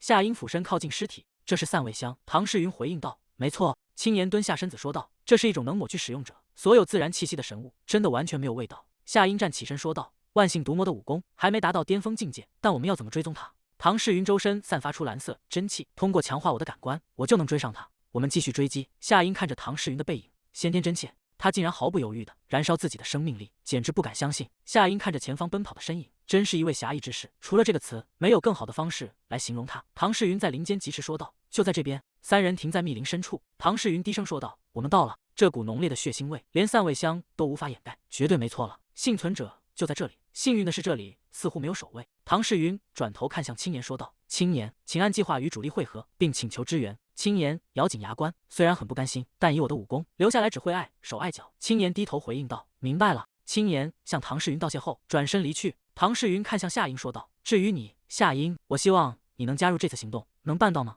夏英回應道：“當然可以。”兩人並肩走進幽暗的洞穴。夏英環顧四周說道：“這裡比我想象中還要暗，而且這裡竟然布滿了這麼多機關和陷阱。”唐世雲回頭微笑道：“幸好有你在場，真是幫了大忙。”夏英突然喊道：“等一下，前面有陷阱！”唐世雲猛地停下腳步，可惡！夏英繼續說道：“不對，連那塊被掏空的巨石也是陷阱，只要你的手碰上去，弩箭就會射出來。”唐世雲流下一滴冷汗，下次能不能請你早點告訴我？夏英有些尷尬地回應道：“對不起，為什麼不用傳音入密呢？”